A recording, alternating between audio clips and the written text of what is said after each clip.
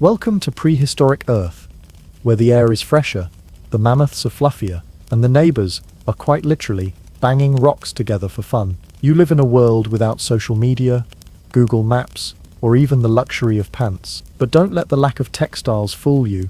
This isn't some lazy age of grunts and cave scribbles. This is the dawn of rock-based status symbols, and you're about to find out just how trendy a 20-ton stone could be. Hello, travelers.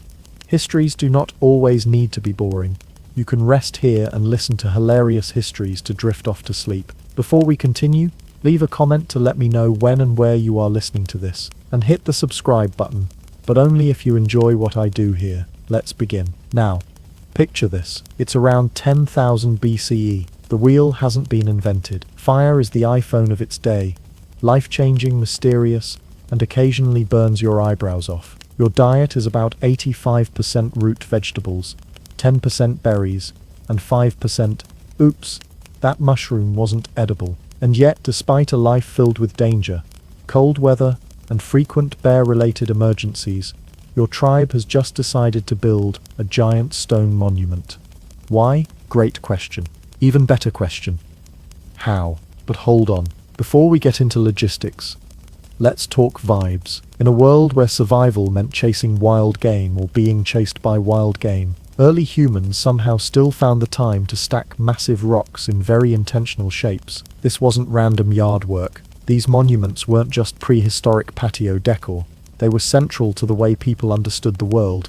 Spiritual, social, even political symbols that screamed, we're not just hunters, we're thinkers, and we really like geometry.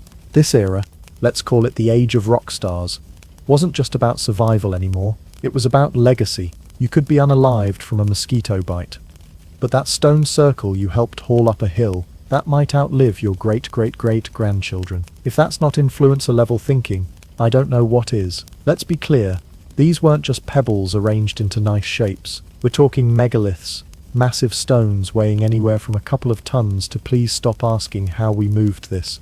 We don't know either. Some were upright, some laid flat, some formed circles, corridors, or spirals. What they all had in common was this: they required serious effort, collective willpower, and the kind of coordination you can only get from either great leadership or a lot of yelling.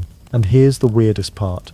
Many of these structures were built before farming. That's right, before humans decided it was a good idea to domesticate wheat. They were dragging slabs of granite across entire landscapes. Forget settle down and grow crops. These people said, let's build a 12-foot stone arch in the middle of nowhere and see what happens. It's like organizing a neighborhood block party before inventing the house. You'd think early humans would be too busy for this kind of thing. After all, it wasn't like they had spare time between Netflix and brunch. Every day was a fight against nature, and nature was undefeated. And yet, somehow, monumental architecture became the prehistoric version of going viral. If your clan had a circle of perfectly aligned standing stones, you were basically the Beyoncé of the Mesolithic world. And speaking of alignment, many of these monuments were eerily precise. Some lined up with solstices, others pointed towards stars or significant mountain peaks. Either ancient humans had an intuitive grasp of astronomy, or they were just really committed to guessing until something made sense. You can almost imagine it now. Hey Ugg, what if we move this stone slightly to the left? No glorm, that throws off the equinox shadow by like 2 days. Think man, debates probably ended with rock paper club. But here's the heart of it. These weren't just big rocks in a field. They were expressions of belief, identity, and permanence. In a world that changed with every season, and where life was often short and brutal, building something that lasted, something carved in literal stone, was a way to say, we were here, we mattered. That's why prehistoric people weren't just rock luggers. They were cultural architects, monument makers, builders of meaning in a world of chaos. And the stones, they were more than material. They were markers of cosmic connection, centers of community, and sometimes just really cool places to gather and stare meaningfully at the sunrise. So the next time someone tells you ancient humans were primitive, remind them, your ancestors had no pants, no wheels, and no written language. But they moved a 20-ton boulder uphill using sticks, vines, and pure existential determination. What have you done this week? Let's say you're living in prehistoric Britain. It's cold, it's damp, your fur cloak smells like wet mammoth, and your cousin just discovered fire, again by accident. And now the forest's gone. Life isn't easy, but your community has decided to invest the next few decades into the most ambitious project since, let's not unalive today, that project. A ring of massive stones dragged from up to 150 miles away, arranged in a precise, circular formation for a reason no one can quite agree on. Congratulations, you're building Stonehenge, the Neolithic world's answer to what-if architecture, but mysterious. For thousands of years, Stonehenge has sat like a giant concrete riddle, plopped down in the English countryside. Was it a calendar, a graveyard, an acoustically optimized proto-concert venue, a place to watch sunsets while contemplating your Neolithic tax debt? The short answer, yes, maybe. We don't know, and that's why it's so captivating. First, let's appreciate the commitment. The sarsen stones, the big boys, each weigh about 25 tons. That's the equivalent of 12 cars, or roughly one guilt-tripping mother-in-law's passive-aggressive sigh, in physical form. Some stones were hauled all the way from the Presley Hills in Wales, which is over 150 miles away. This wasn't a weekend project with a wheelbarrow. This was generations of back-breaking labor, all before the invention of the wheel. And they didn't just slap these stones down. They carved mortise and tenon joints into solid stone like prehistoric IKEA craftsmen. This wasn't just brute force, it was serious engineering. These people didn't have writing, but they apparently had the time to invent stone carpentry. Now the million-pound question: why? Let's begin with the classic, Stonehenge as an astronomical calendar. Many researchers point out that the stones are aligned with solstices. On the summer solstice, the sun rises perfectly over the heel stone and shines straight into the heart of the monument. It's like the Neolithic version of a laser light show, minus the lasers, and with a lot more goats. So, was this their way of tracking time? Maybe. But let's be real, there are easier ways to mark a date than dragging stones the size of elephants across the English countryside. If all you wanted was a calendar, a stick, and some sand could do the trick, this was something bigger. How about a burial site? Archaeologists have found cremated remains buried at the site, some older than the stones themselves. So maybe Stonehenge was a monument to the dead, a way of honoring ancestors, or scaring off ghosts with awkwardly placed trilithons. But even that doesn't fully explain it. Burials don't require a full-blown architectural opus. They require a hole, a body, and at most a few friends pretending to mourn before hitting the nearest berry bar. Yet Stonehenge was clearly a gathering place. The layout suggests that large numbers of people assembled there, possibly for rituals, festivals, or really disappointing weather-based raves. Which brings us to the concert hall theory. No, really. Some scientists think Stonehenge had acoustics. A 2012 study recreated the stones in a lab and found that sound reverberated in interesting ways, sort of like being inside a giant prehistoric echo chamber. Add a few drums, maybe a bone flute, and voila, the original Coachella, only with more wool. This makes sense in its own way.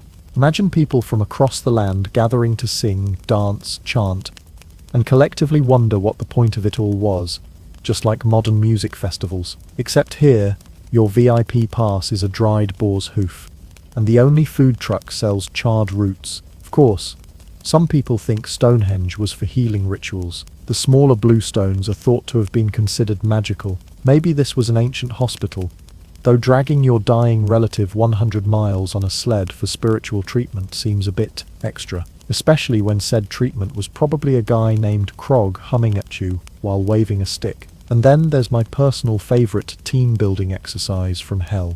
You know those corporate retreats where everyone's forced to build rafts and share personal goals? Now imagine that. But instead of a trust fall, you're hauling a 30-ton rock over boggy terrain with your barefoot colleagues who haven't showered since the invention of walking. Okay, team. Today we're going to move this one to the east. Why? No idea. But let's chant while we do it, so it feels meaningful. Maybe the truth is, Stonehenge was all of the above. A place for rituals, burials, concerts, celestial watching, and the occasional heated argument over stone placement. Maybe it changed purpose over time, like your garage that went from a car shelter to a shrine for unopened Amazon boxes. Whatever the case, Stonehenge remains the world's most enduring Neolithic. What were they thinking? mystery, a monument to human ingenuity, stubbornness, and possibly boredom. So next time you're staring at a problem that feels overwhelming, just remember, someone 5,000 years ago looked at a mountain, looked at a field 150 miles away, and said, let's connect these using rocks and zero transportation tech. And the wildest part, they actually did it. Let's rewind the historical clock.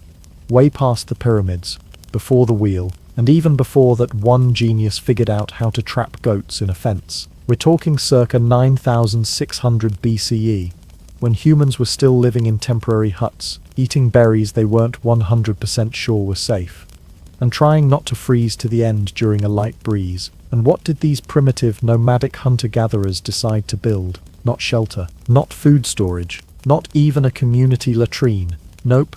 They built Gobekli Tepe, a sprawling temple complex filled with towering stone pillars, intricate carvings, and some deeply unsettling animal depictions that scream either sacred ritual. We were really bored and scared of snakes. For centuries, historians assume that religion came after farming. First, you feed people. Then they get existential, invent gods, and start building temples to make it someone else's problem. But Gobekli Tepe flipped that on its Neolithic head. This site predates agriculture by thousands of years. That's right. We built temples before we grew wheat. Before anyone figured out how to plow a field, they were carving 16-foot stone columns covered in abstract art and predator motifs. It's as if the first step toward civilization wasn't, let's plant food, but rather, let's erect a massive stone circle and see if the vibes summon anything. Historians scratched their heads, archaeologists gasped. Farmers everywhere were deeply offended, because building something like Gobekli Tepe takes organization, planning, labor, vision, and most likely someone yelling, "No!" I said rotate the vulture pillar clockwise, while everyone else tries to figure out which end is the head. This was no accidental pile of rocks. It was an orchestrated spiritual complex, complete with multiple enclosures, central stone monoliths, and carvings of scorpions, foxes, snakes, and abstract symbols. It was a prehistoric basilica, minus the stained glass and pipe organ, though let's be honest, it might have had better acoustics. So who built this place? Not farmers, not city dwellers. These were nomadic hunter-gatherers who likely followed seasonal game and ate whatever didn't kill them. Yet, they returned to Gobekli Tepe again and again over centuries. Why? Because apparently the first thing humans did when they found free time was organize a religious retreat, not invent agriculture, not write stuff down, not even figure out that pants are pretty useful. No. First came the temple. Gobekli Tepe may well be the world's first holy hotspot. Think of it as the Burning Man of the Stone Age. People travelled from miles around, not for a food surplus, but to gather at a sacred site, possibly engage in rituals, and exchange stories with other dusty, bewildered humans, all centered around massive T-shaped pillars, with animals carved in eerie, almost otherworldly detail. And some of these animals, not exactly comforting. Want a cheerful deer? Too bad. You're getting a giant snake. How about a bunny? Sorry, here's a snarling big cat. It's as if the artists were working from a mood board labeled nightmares. And things that definitely bite. What did these carvings mean? No one knows. They might represent deities, or mythologies, or tribal totems, or let's be honest here, the world's earliest do not pet the wildlife signs. What makes Gobekli Tepe so fascinating is that it reverses the traditional order of history. Until its discovery in the 1990s, scholars thought complex religion was a product of settled life. That once you had agriculture, you could support spiritual specialists, the priests, shamans, and self-important rock arrangers. But this site proves the opposite. It suggests that belief systems didn't arise because we had cities. They made us build cities. You can almost imagine the conversation, hey, instead of chasing deer this week, what if we carve a bunch of stone lizards, dance around a circle, and cry about the moon? That sounds completely irrational. Cool. So everyone's on board. And just when it couldn't get stranger, get this, they buried the whole thing, intentionally. That's right. After building this massive complex, they filled it in with dirt and rubble. It wasn't destroyed. It was retired, like a holy site on a farewell tour. Why? Was it no longer sacred? Did the rituals end? Or did someone finally invent bread and say, guys, we're going to need that field space. Gobekli Tepe tells us that our ancestors weren't just surviving, they were spiritual, social, and possibly really into abstract symbolism.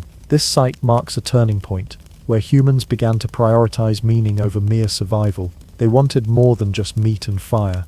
They wanted connection to each other, to the cosmos, to something unseen and possibly covered in feathers and fangs. And that's why Gobekli Tepe is so important. It's not just a pile of rocks, it's a message in stone. We believed in something. We gathered, we built, we vibed with lizards. So next time someone tries to tell you that religion only came after farming, just smile and say, actually, before we had bread, we had a stone temple full of scorpions. Priorities, am I right? Let's talk about something that has baffled archaeologists, engineers, and anyone who's ever pulled a muscle lifting a couch. How did prehistoric people move all those massive stones? Imagine waking up 10,000 years ago to your tribe's group announcement. Today, we're going to move that 10-ton rock to the top of that hill. Yes, that one. No, we don't have wheels or logic. Grab your loincloth and let's go. It's the Neolithic equivalent of someone trying to tow a house with a goat. These ancient builders had no pulleys, no levers in the modern sense, and certainly no heavy machinery. They didn't even have the wheel yet. Humanity was still in the drag everything or die trying phase. And yet, around the world, from the grassy plains of England to the rocky hills of Turkey, enormous stones were not only moved, but positioned with alarming precision. Let's break it down. How did they do it? The short answer, we're still not entirely sure. The long answer, probably with a lot of logs, sweat, ingenuity, and wildly questionable decision-making. Option 1, roll it like it's hot.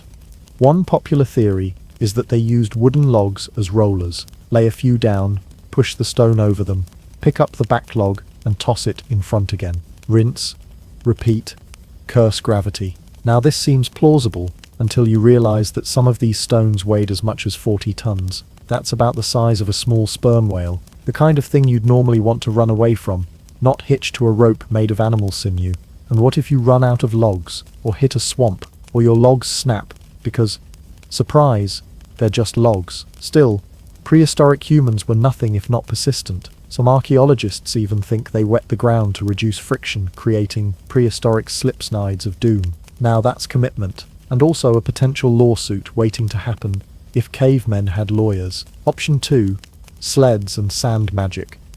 Another theory, dragging stones on sleds across sand. Seems basic, right? But researchers in Egypt found that if you wet sand just the right amount, the grains lock together and reduce drag. Which means, essentially, early humans discovered sand physics thousands of years before modern science did. So somewhere, some ancient genius looked at a sand dune and thought, what if I make it just wet enough to be slippery, but not muddy?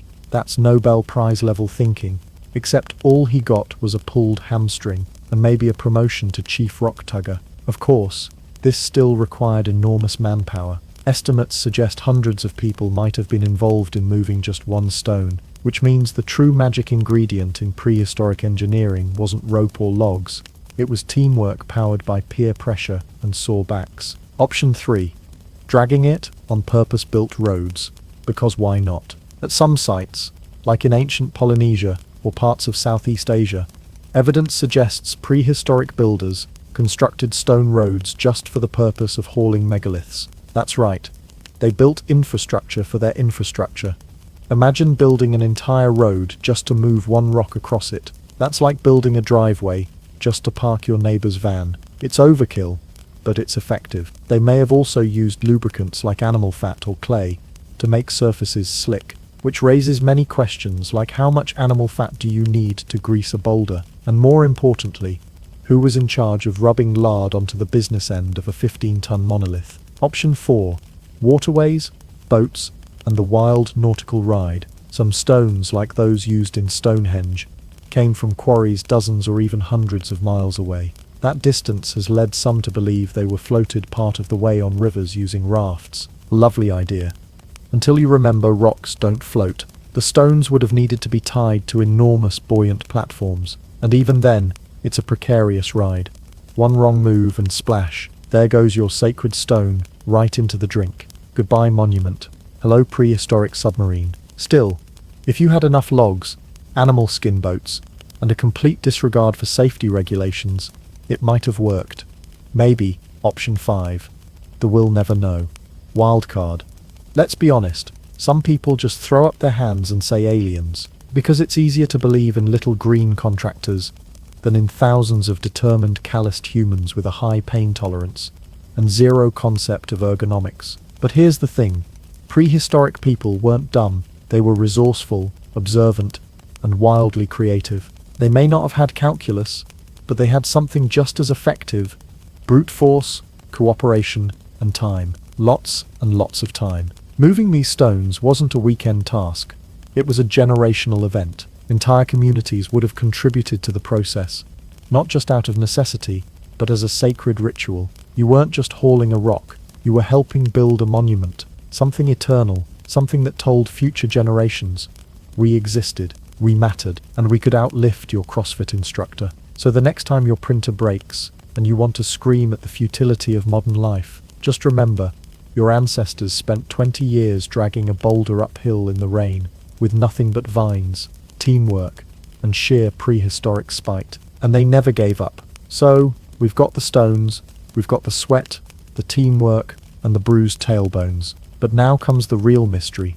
Why? Why did prehistoric people, without wheels, calendars, or even proper shoes, go through all the effort of carving, dragging, and arranging giant rocks in symbolic patterns across vast distances? What were they hoping to accomplish? Was it religious devotion? Was it ritual sacrifice? Was it a prehistoric version of spiritual Wi-Fi connecting us to the universe? Or, depending on who you ask, to extraterrestrial customer service? Historians say the answer is spiritual. Conspiracy theorists say aliens. We say, why not both? Let's explore the best, weirdest, and most eyebrow-raising theories humans have come up with to explain why our ancestors spent half their lives playing extreme Jenga with multi-ton boulders. Theory 1. Celestial alignments.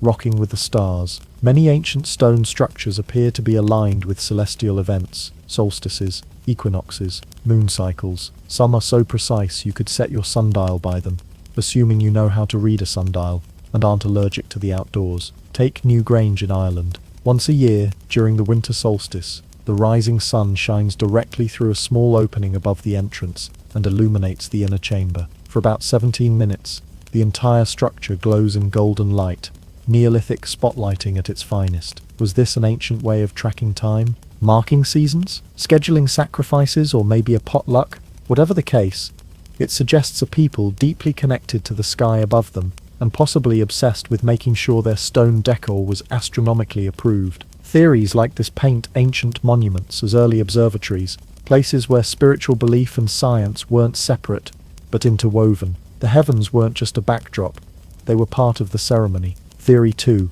Ancestor worship, the original family plot.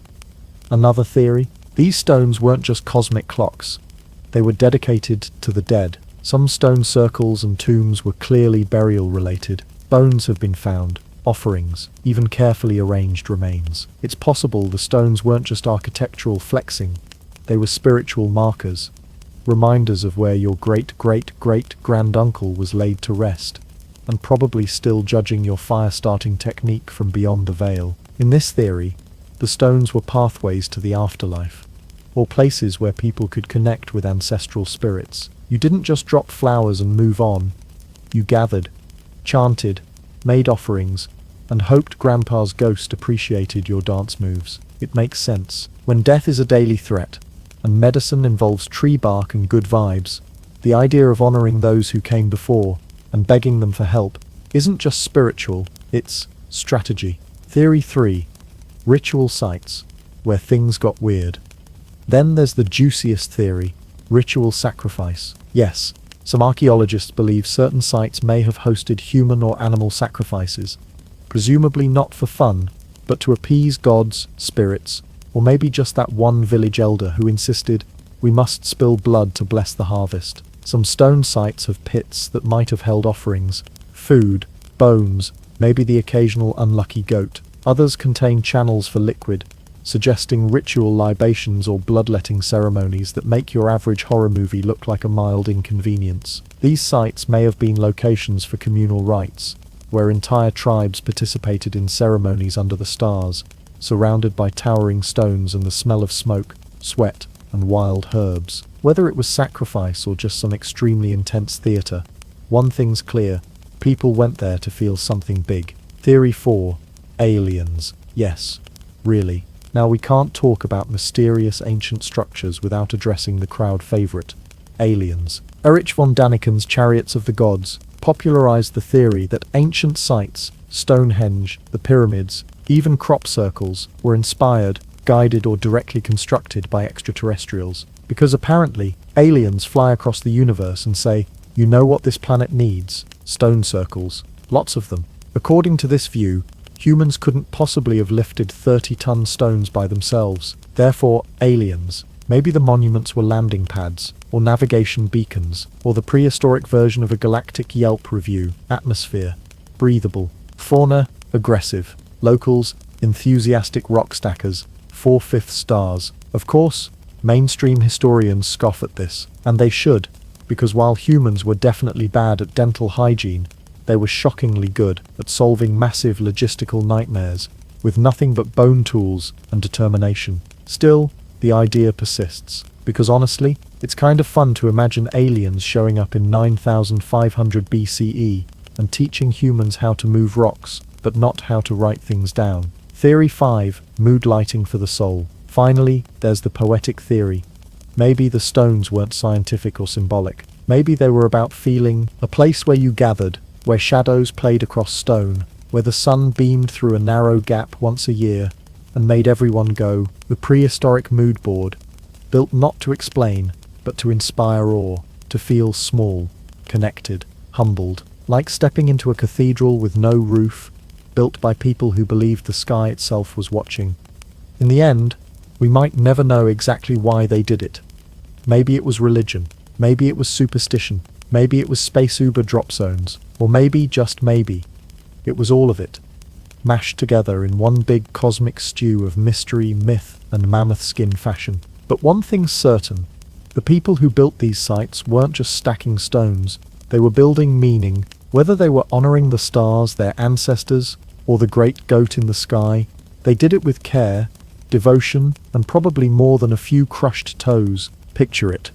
You're in a prehistoric village. The air smells faintly of smoke, dirt, and whatever the local shaman is brewing. Probably moss tea with a hint of badger. You're hungry, tired, and your only entertainment is watching a rock erode over the course of a decade. Then suddenly, excitement strikes. Someone, probably the most dramatic person in your clan, points to a 40-ton stone and declares, "We're moving that." And just like that, your quiet, mammoth hide-wrapped life is over.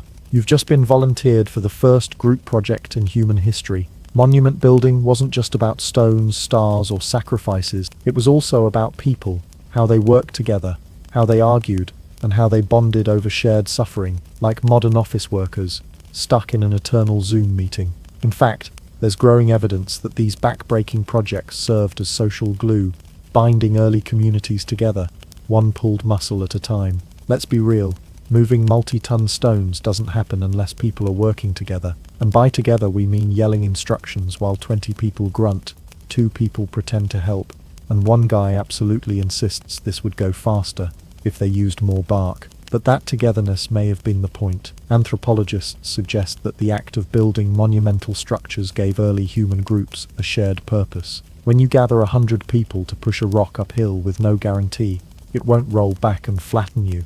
You build more than a monument. You build relationships, trust, and a communal sense of we're in this nonsense together. It's like prehistoric therapy, but with way more yelling and significantly fewer chairs. Large-scale projects require organization, which means someone had to be in charge. Enter the early leader, not necessarily a king or even someone with a cool hat, but maybe just the loudest person with the most confidence and the least regard for gravity. Prehistoric leaders didn't hold debates or release manifestos. They stood in front of a quarry, gestured at an absurdly large boulder, and said, "Let's put this one over there. I don't care how. Make it happen." It wasn't about political speeches. It was about direction, and the ability to convince others that your vision was worth their dislocated shoulders. And leadership wasn't just about brute force. Organizing these projects required logistics, food supplies, rest breaks, stone carving assignments, and maybe even conflict resolution. When two clans disagreed on whether the ceremonial entrance should face the rising sun or the big scary tree in the east, monument building wasn't a dictatorship. It was the beginning of cooperative governance, with a sprinkle of passive-aggressive rock placement for flair. Let's not forget the social drama. Monument building brought together people from different families, clans, and sometimes regions. This meant gossip levels were off the charts. Did you see how Grug tried to lift the stone from the wrong end again? He only got put on the pulling team because his cousin's the planner. I heard they use soft sandstone. Cheap work. These projects likely weren't smooth operations. They were messy, chaotic, and full of tension, just like modern group projects. And that tension, believe it or not, was probably beneficial. Working together on an exhausting task allowed people to form alliances, settle disputes, and display their skills. The strong showed their strength, the clever showed their innovation, and the lazy showed exactly why no one invited them to help with the next monument. And when it was finished, glory, not just for the leader, but for everyone involved. You could look at that circle of stones and say, I moved that one, right after my back healed. The finished monument wasn't just a spiritual place, it was a social badge, a physical symbol of what the group could achieve. Visitors and neighboring tribes could see it and think, wow, these people know how to organize, or they're all completely mad. Either way, respect, and don't underestimate the showing off factor. Monument building may have been prehistoric PR, a way to say, look at our big rocks, look at how many people we can mobilize, look at how many logs we've splintered through pure determination. If war was too risky and trade too dull, this was the middle ground, competitive construction. Even today, the stories we tell, the things we bond over, often revolve around shared hardship. Monument building was the original shared hardship. The sore muscles, the crushed toes, the moment someone tripped over a root, and the entire crew had to start over. These moments became legends, passed down over fires, and turned into myths, rituals, and family lore. And unlike a temporary hut or a wooden shrine, the stone monuments lasted. Generations could gather around them, not only for ceremonies, but to remember that once, long ago, their ancestors worked together and dragged a 20-ton symbol of community into place, with nothing but rope, shouting, and sheer willpower. So yes, the stones may have pointed at the stars, but they also pointed at something deeply human. Our need to belong, to strive, and to accomplish the impossible together. Even if half the group had no idea what they were doing, and the other half were just there for the free roasted roots. You might think the whole, let's move giant rocks for reasons we'll never write down, thing was just a quirky European habit, like powdered wigs or eating things called blood pudding. But no, prehistoric stone madness was global. From Asia to Africa, South America to the Pacific Islands, ancient humans all seemed to wake up one morning, stare at a nearby boulder, and think, you know what would really impress the neighbors? If we spent the next 27 years dragging this thing uphill in the rain. It's like everyone across the ancient world got the same divine group text. Dear humans, please lift the heaviest object in sight and arrange it into something meaningful. Sincerely, Fate, and possibly your local spirits. Seriously, megalithic structures popped up independently across the globe, long before humans were sharing recipes on the internet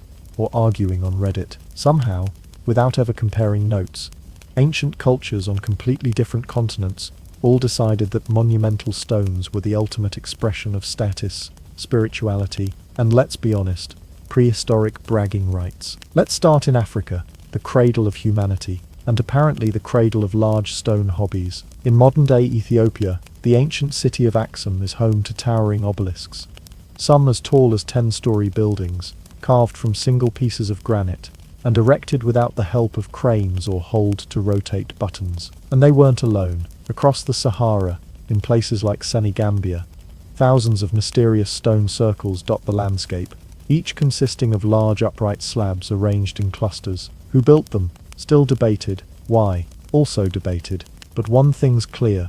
Prehistoric Africans were extremely committed to symmetrical landscaping. Now hop over to South America, where the ancient Andean civilizations didn't just move big stones, they carved them like sculptors on performance-enhancing root vegetables. At sites like Sacsayhuaman in Peru, massive stones weighing up to 200 tons were cut to fit together with laser-like precision.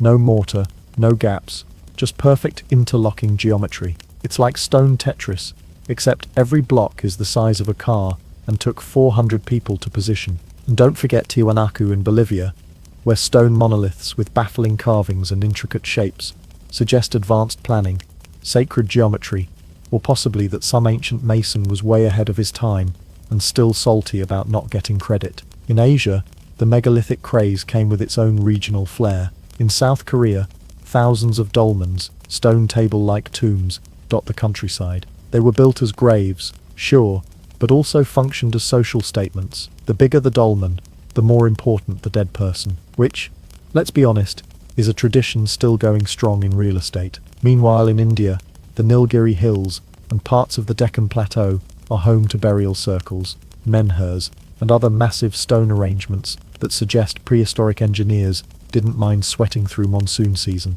If it meant honoring their ancestors in style, and over in Indonesia, the island of Sulawesi hosts Toraja stone sites, where the dead are placed in cliffside tombs and honored with massive stone figures. If Go Big or Go Home had a prehistoric origin, it might be here. Of course, we can't skip Easter Island, home of the legendary Moai statues. You know the ones, giant stone heads with serious resting ancestor face that gaze out over the landscape, like they're silently judging your every life choice. Built by the Rapa Nui people, these statues weren't just heads. Many actually have full bodies buried beneath the surface, because apparently, lifting the statue wasn't hard enough. Let's bury it too. Theories abound on how they moved them. Some say they rocked them side to side like walking refrigerators. Others say they used sleds or ropes. Whatever the method, it was a labor of love, and possibly extreme tribal peer pressure. That's the question that keeps archaeologists awake at night, along with insomnia and an unhealthy obsession with flint tools. How did so many cultures with no contact all decide to spend years, even centuries, moving enormous rocks? Coincidence? Parallel development? A shared human obsession with making life harder than it needs to be. Some say it's the universality of spiritual expression, that humans, regardless of where they lived, developed a need to create monuments that lasted. Others argue it was about power, a visible sign that your society was so advanced you could spend an entire decade on something that served no obvious survival function. And then, of course, the conspiracy crowd returns with their favorite explanation. Clearly, it was aliens, because ancient people couldn't have figured out how to stack stuff. Sure, or maybe humans have just always been weirdly obsessed with giant rocks. Long before globalization, humans everywhere shared one defining trait, a profound belief in the power of the big, heavy, inexplicably meaningful rock. It didn't matter if you lived in the Andes or Anatolia, the Ganges or the Gambia.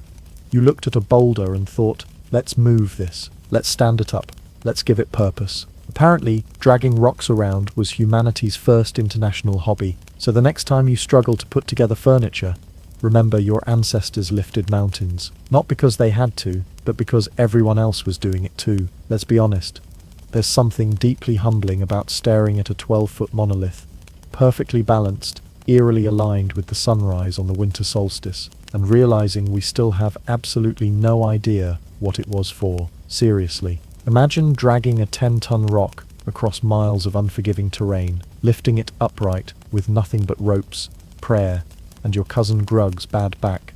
And 5,000 years later, a bunch of confused archaeologists in wide-brimmed hats are standing around, arguing whether it was a grave, a calendar, or just Neolithic modern art. Because here's the uncomfortable truth. We don't know what most of these ancient monuments were really for.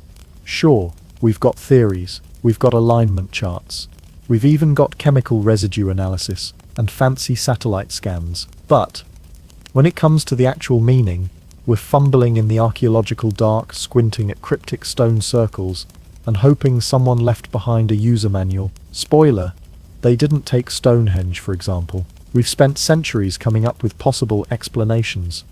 Solar calendar, druid temple, portal to another dimension. Thanks, sci-fi. And maybe it was all of those things, or none. or just the local noble showing off his rock collecting hobby. And that's just one site. Around the world, we've found thousands of stone monuments, carefully arranged, meticulously placed, often buried on purpose. And each one presents the same riddle. What on earth were they thinking?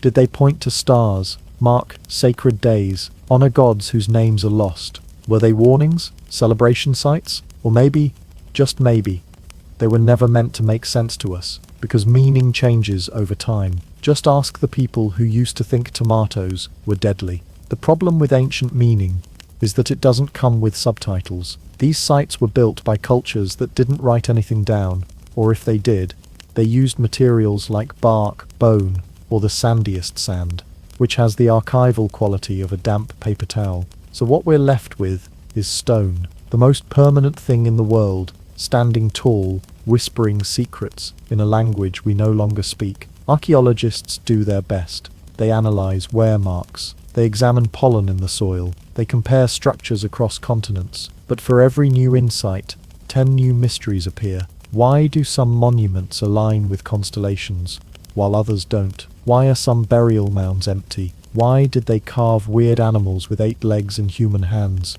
Maybe they were symbols. Maybe they were gods. Maybe they were just Neolithic memes, and we're all reading way too much into them. Let's take a moment to consider how badly future archaeologists might interpret our lives. Picture this.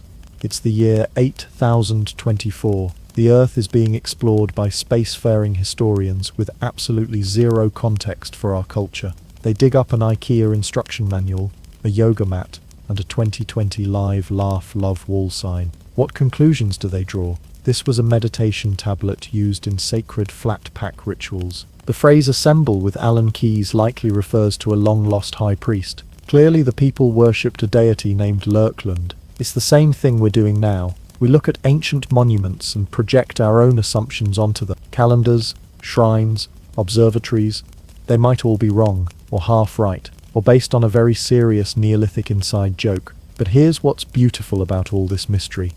We care, deeply, passionately. We want to know what these people thought, what they believed, what they feared. It drives archaeologists into deserts, jungles, frozen hills, and endless grant applications, all because a bunch of people with no shoes once said, "Let's move this stone," and didn't bother to leave a sticky note explaining why. That curiosity connects us to them. We don't just want facts, we want meaning. We want to know if their gods were kind, if their rituals were joyful, if their stones were placed out of reverence, hope, fear, or just a really elaborate territorial marker. We'll probably never know, and that's okay, because sometimes not knowing is what keeps the magic alive. The true legacy of these ancient monuments may not be what they meant, but the fact that they still make us ask questions. In a world where everything is tracked, tweeted, and time-stamped, these silent stones remind us that not all meaning is preserved. Some of it is lived, lost, and left behind. And maybe that's the point. So the next time you see a picture of a crumbling stone circle or a weather-worn pillar and wonder, what was this for?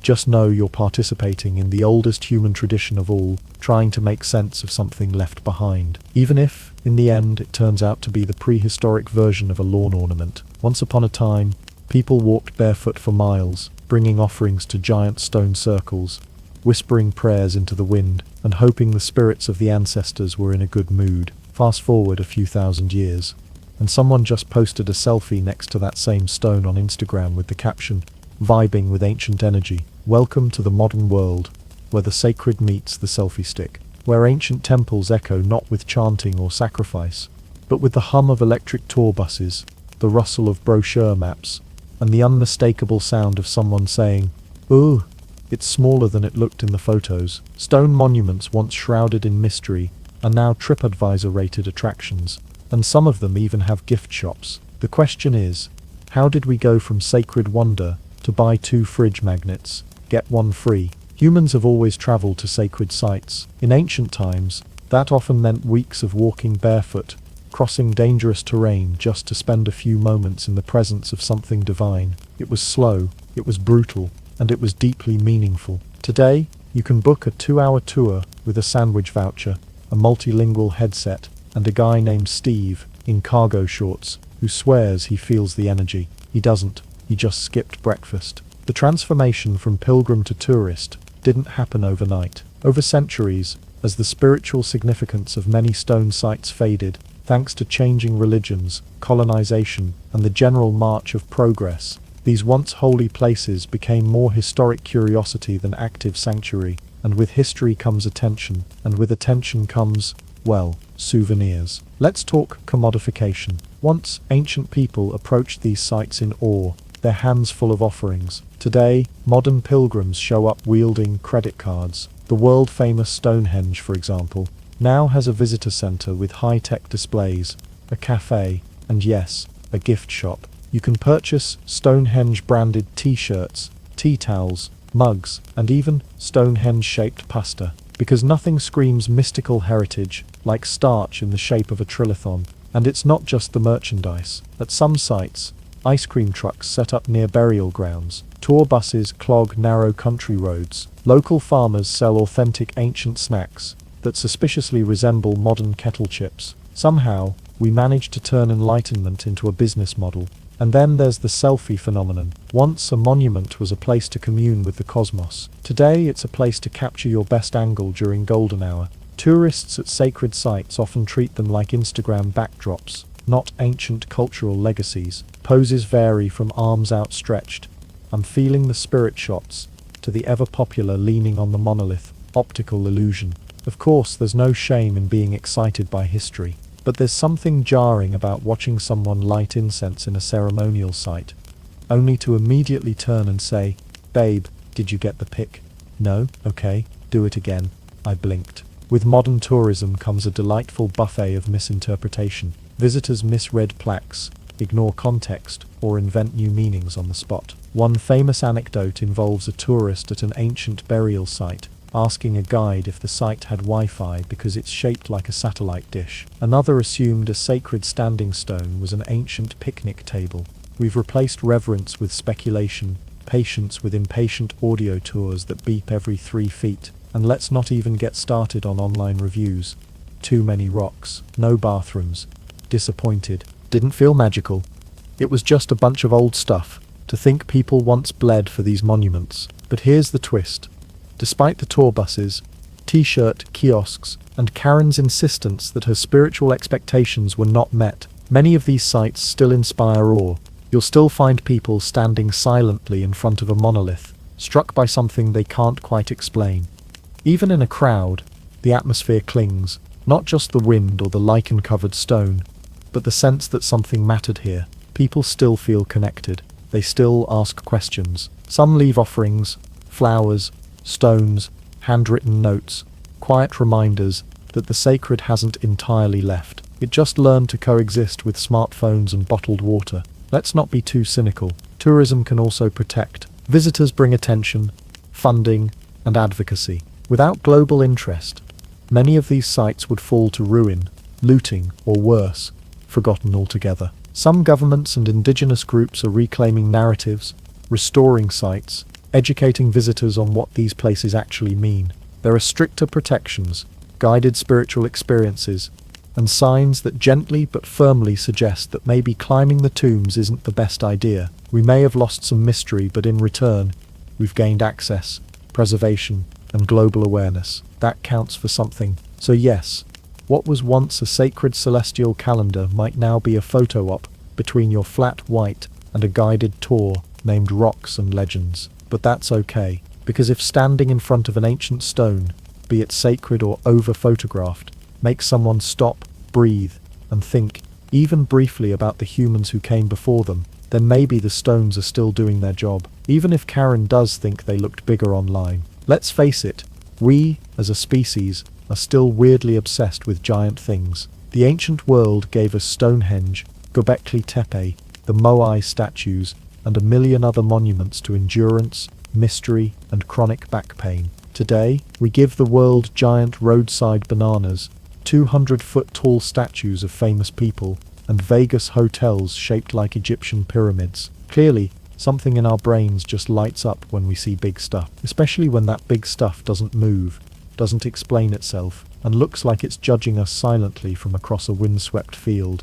Thousands of years have passed, but our love for massive, silent, mysterious objects hasn't gone anywhere. And maybe, just maybe, that tells us something about ourselves. In a world where everything seems temporary, food, jobs, TikTok trends, there's something deeply comforting about a giant rock that refuses to go anywhere. It doesn't crash. It doesn't get outdated. It doesn't post embarrassing tweets from 10 years ago.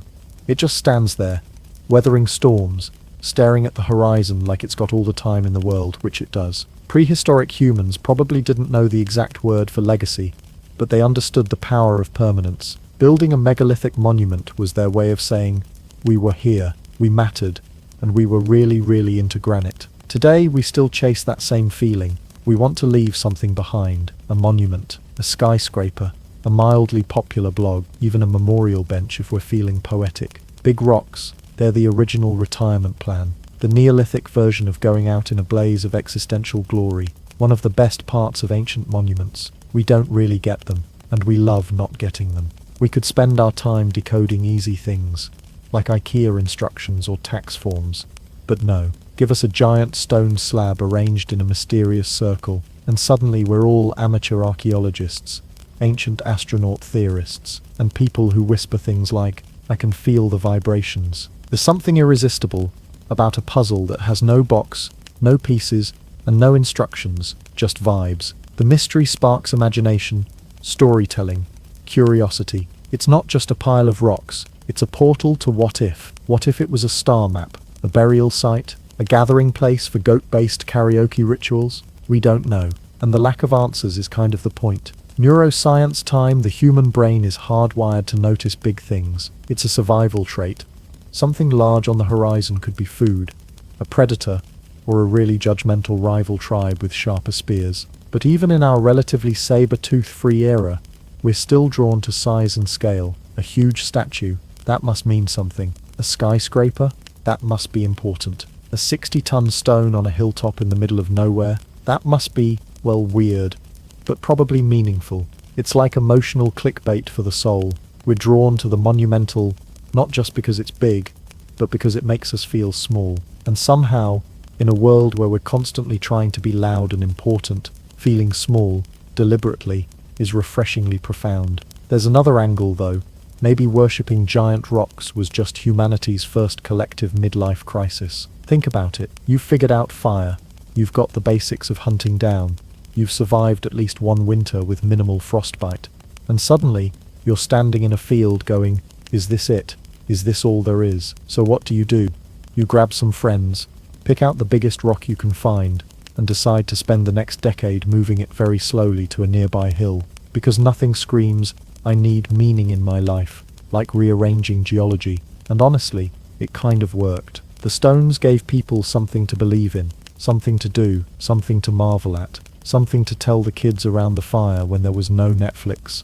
And the storytelling uncle was 2 roots deep into fermented berry juice. The tradition lives on. We still build statues of gods, leaders, sports heroes, and yes, absurd roadside attractions. In some places, the town monument isn't a temple or a tombstone. It's a 50-foot potato wearing sunglasses, or a giant lobster holding a fork. And yet, it's not that different. Because, whether it's a megalith aligned with the stars or a foam and plastic banana named Big Nana, the intent is the same.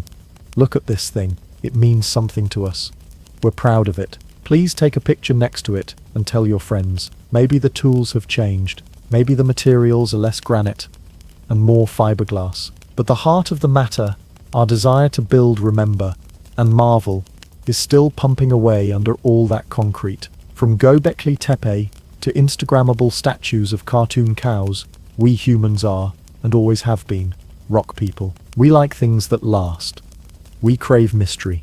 We want to mark our place in the world, preferably with something too heavy to ignore. We want our lives to be part of something bigger, even if that something is just a giant stone looking dramatic in the sunrise. So go ahead, visit a monument, hug a rock, build your own if you've got a spare decade and some friends with good knees, because long after the Wi-Fi's gone and the last influencer retires their ring light, the rocks will still be there, watching, waiting, and silently reminding us that humanity's best impulse might just be piling up stones and hoping someone notices. And let's be real, they probably will, especially if there's a gift shop nearby.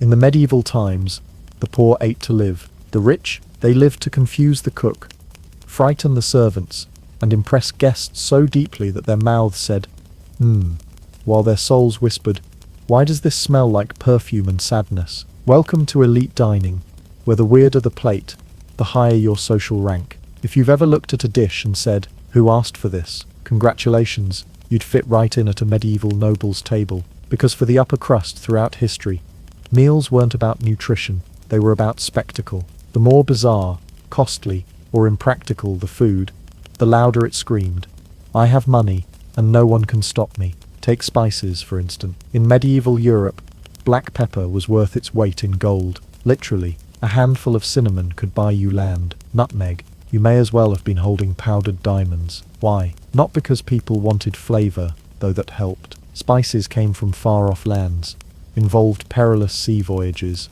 wars, and let's be honest, colonial plundering. If your dish tasted like a Moroccan spice bazaar, while everyone else was still chewing boiled cabbage, you were clearly winning. Having a mouth on fire from imported cloves, that was a power move. Then there were the birds. Oh, the birds. Roast chicken? That was peasant tier. If you were wealthy and determined to prove it, you wanted something more majestic, like a peacock. Not for the taste, mind you. Peacock meat is famously tough, stringy, and about as appealing as eating a feathered car tire. But that wasn't the point. The point was bringing a whole roasted peacock to the table, with its skin and feathers reassembled on top, so it looked like it had just flown in from a Renaissance fashion show. And if you were really showing off, you had live birds baked into a pie. No, seriously. Medieval chefs would bake an empty pie crust and stuff it full of live songbirds, who would then burst out when the pie was cut. It was less about flavor and more about jump-scaring the guests into applauding your wealth. Forget appetizers. This was theater with side dishes. When food becomes fashion, it stops being edible and starts being absurd. That's why rich people weren't just eating for others.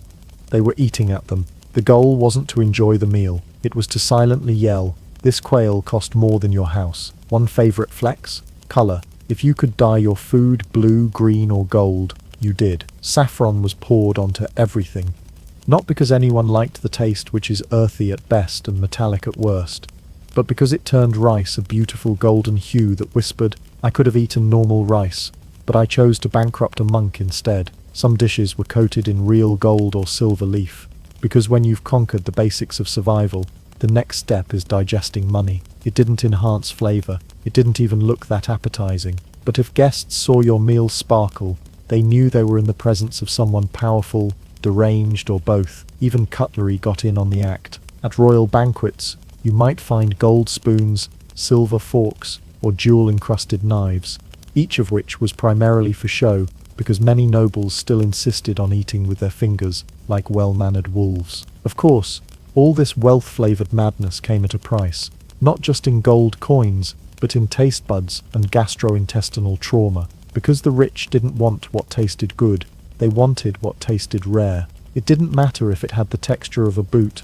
and the flavor of regret. If it came from 5 continents away and required a chef, an alchemist, and a blessing from the Pope to prepare, on the plate it went. This is why records show nobles chewing their way through things like porpoise pudding, hedgehog pie, and something called ambergris custard, which is, for the record, a whale byproduct that smells like ocean burps and soap. Yum. So why did the rich eat this way? Because food wasn't just fuel, it was a signal. A plate full of imported nonsense said, "I control trade routes." A flaming sugar sculpture said, "I own forests and you." A gold-covered turkey leg said, "Yes, I am compensating for something." Ultimately, elite dining was less about dinner and more about dominance. When your meal looks like a myth and tastes like a dare, you're not eating for pleasure, you're eating to intimidate. And if it smelled bad, looked gross, and nearly killed you, then congratulations. You were eating like royalty. When the average person bites into a sandwich, they're usually looking for something tasty, filling, and possibly on sale. When the French aristocracy bit into something, They were aiming for an experience so luxurious it bordered on absurdity, something that whispered prestige, screamed wealth, and lightly kicked flavor down the stairs. You see, once the rich had exhausted all the usual routes to show off, silk clothes, diamond-studded chamber pots, palaces larger than small countries, they turned their attention to the one frontier where the commoners could never follow: edible decadence. If a food could be hunted, whipped, force-fed, or hammered into glittering submission, it was going to be served at court.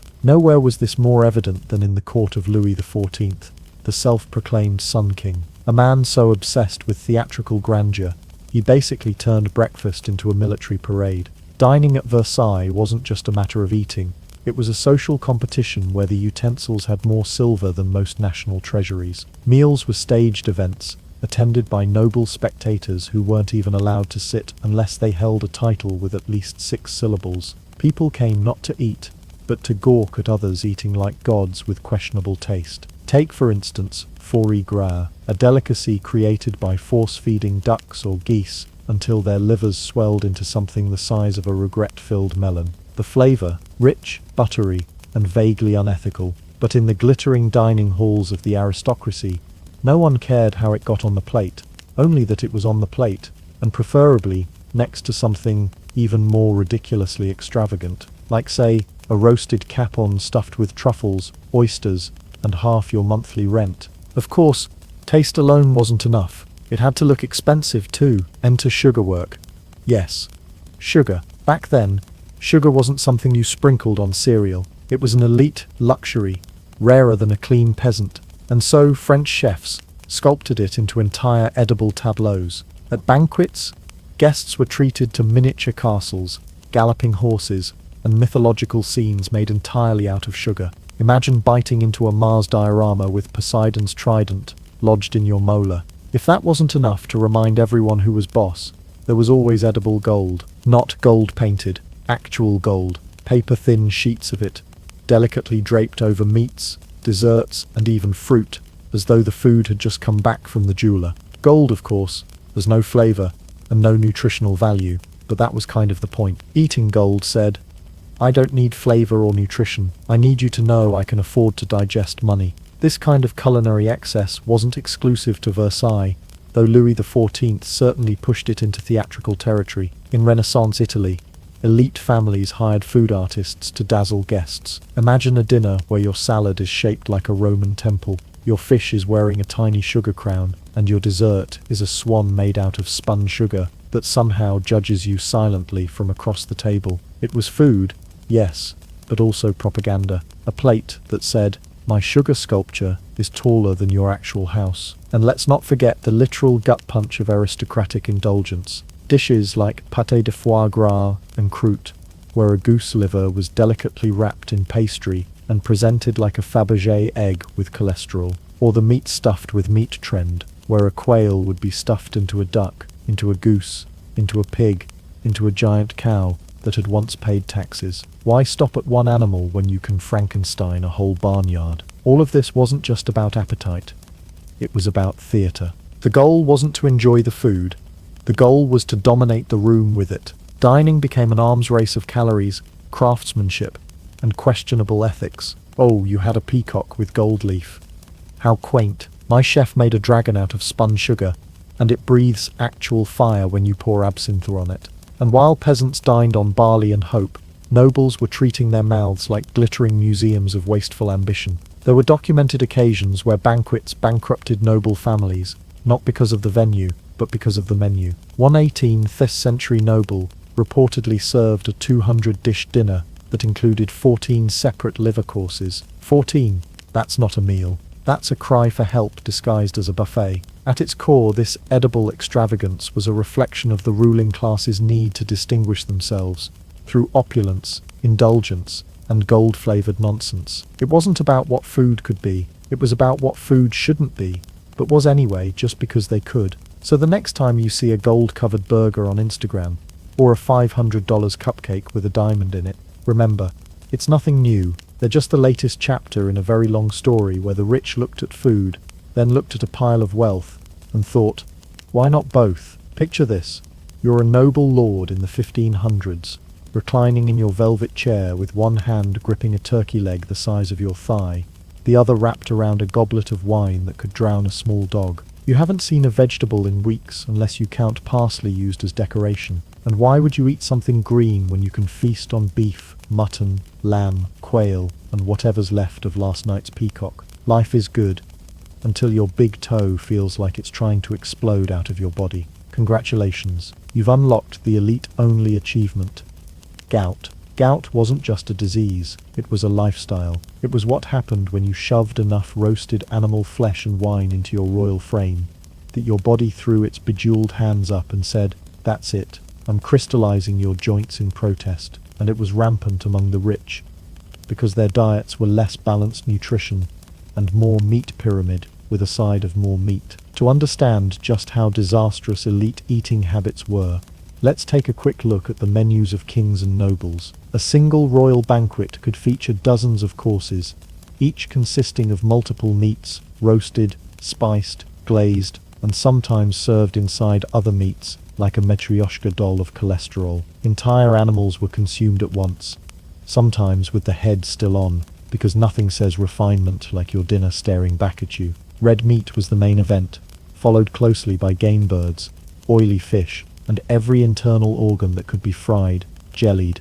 or stewed until it stopped fighting back. One particularly enthusiastic participant in this caloric chaos was Henry VIII, a man so well fed he became the Renaissance poster child for maybe cut back on the lamb shanks. Henry didn't just eat, he conquered meals. His daily intake included multiple courses of meats, sugary desserts, puddings, pastries, and gallons of ale and wine. Unsurprisingly, he ballooned in size and was eventually so plagued by leg ulcers, painful joints, and immobility that getting out of bed was less of a morning routine and more of a military operation. His doctors might not have known what gout was, but they certainly knew what it looked like. But Henry wasn't alone. Across Europe, aristocrats were slowly eating themselves into padded chairs and early graves. The French elite were known for their buttery sauces and cheese-laden everything, while Spanish nobles celebrated with whole roasted pigs and wine that seemed to be served in buckets. The Polish nobility, not to be outdone, practically invented meat with meat sauce as a food group. Even Russian boyars kept tables stacked with endless trays of smoked game, sour cream-soaked dumplings, and bread dipped in fat. It wasn't a meal, it was a declaration of war on their own organs. Meanwhile, the poor, subsisting on bread, beans, root vegetables, and the occasional suspicious-looking fish, accidentally stumbled into a diet that modern nutritionists would approve of. Ironically, they were far less likely to suffer from gout, obesity, or liver failure. Sure, they had rickets, plague, and malnutrition to worry about, but at least their knees still worked. The science behind gout is simple. It's caused by high levels of uric acid in the blood, which form painful crystals in the joints, especially the toes. And you know what spikes uric acid? Rich foods full of purines, red meats, organ meats, seafood, alcohol. Basically, the food pyramid of the nobility was shaped like a spear aimed directly at their lower extremities. Then there was the drinking. Nobles didn't drink water. Water was for peasants, horses, and washing the blood off your sword.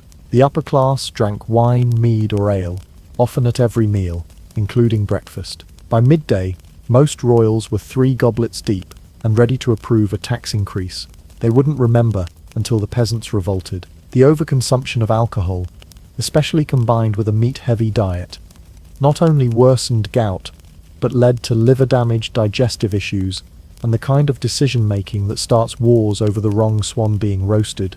The lack of vegetables didn't help. Fresh greens were seen as peasant fare, basic, bland, and uncivilized. Nobles might nibble a carrot for show, but their real plate was piled high with buttery pies and gravy-soaked everything. Salad was what happened to plants before the cook got involved. And if it was green, leafy, and didn't moo, it wasn't invited to dinner. To make matters worse, medical advice of the time wasn't exactly helpful. Physicians often prescribed things like bleeding, boiled owl broth, or bathing in wine to treat symptoms that clearly required diet changes. But why change your diet when you could just let a doctor hold a leech near your foot and call it progress? So as kings and nobles groaned their way through banquets, limped through palaces, and expanded their waistlines like aging wine barrels, their diets remained unchanged, because in the world of the elite, pain was a small price to pay for a lifestyle that shouted, "I can afford to feel this terrible." In the end, gout became a weird badge of honor. It meant you were eating well, too well, that your meals were so rich, so luxurious, so over the top, that even your body knew you'd overdone it, and decided to slow you down by force. Imagine being invited to dinner, and realizing halfway through the third roasted dolphin course, that the fish is on fire, the musicians are dressed like Greek gods, and a juggler is tossing actual ferrets. Welcome to the history of banquets, where food was only half the point, and the other half was testing the limits of human patience, digestion, and sanity. Throughout history, the wealthy have never been satisfied with simply eating. No, they needed events. Dinners that didn't just feed you but overwhelmed your senses, challenged your bladder, and made you question whether you'd accidentally wandered into a fever dream. These weren't meals. They were epics, multi-hour performances where the main character was roast boar, and the villain was time itself. Let's start with ancient Rome, where banquets reached heights of extravagance that even modern billionaires would hesitate to copy. One of the most infamous comes courtesy of a fictional character, Trimalchio, from the Roman novel Satyricon by Petronius. Trimalchio wasn't real, but the over-the-top nature of his banquet absolutely grounded in historical truth. Picture this: live music, dancing, guests getting foot massages during the meal, and a parade of courses that included stuffed birds, shaped meats, and food arranged to resemble the signs of the zodiac. Each dish was announced with theatrical flair, as if Zeus himself had sent it down with a thunderbolt and a price tag. And if that wasn't enough, some courses were served inside mechanical animals. That's right. Cooks and engineers teamed up to create edible performances. One dish was presented in a bronze pig which, when cut open, miraculously spilled out sausages and blood pudding. Dinner and horror show, all in one. Moving on to the Renaissance, where things somehow got even more elaborate. Italian and French nobles saw the Roman bar for banquets and said, "Let's raise it with fire, pageantry, and seafood arranged in the shape of biblical scenes." Renaissance banquets weren't just about eating, they were full-scale productions that made Broadway look underfunded. Picture a grand hall lit with hundreds of candles, filled with guests in silk and velvet, seated at tables longer than most modern runways. The air was heavy with the scent of roast meats, spiced wine, and ambition. And then came the centerpiece, a massive sugar sculpture of the Last Supper, with each apostle made of different candied fruits and frosting. Everyone claps. Then someone cuts off Judas's head and eats it. In the court of the Duke of Burgundy in the 15th century, one banquet featured a giant pie crust that, when opened, released 24 musicians playing tiny instruments. Imagine a dinner so long that the entertainment crawls out of your food. This wasn't just culinary, it was psychological warfare. Guests were bombarded with course after course, each more dramatic than the last, glazed hams with poetry written into the skin, flaming pastries carried in by men dressed as angels, and live swans presented with golden collars, presumably not thrilled about their role. Even Henry III of France hosted a banquet so elaborate that it took 2 days to finish, and reportedly included dishes shaped like castles, moving dessert wagons, and a final course where the waiters wore armor and jousted each other across the dining hall. At some point, you have to wonder, were these people even hungry anymore?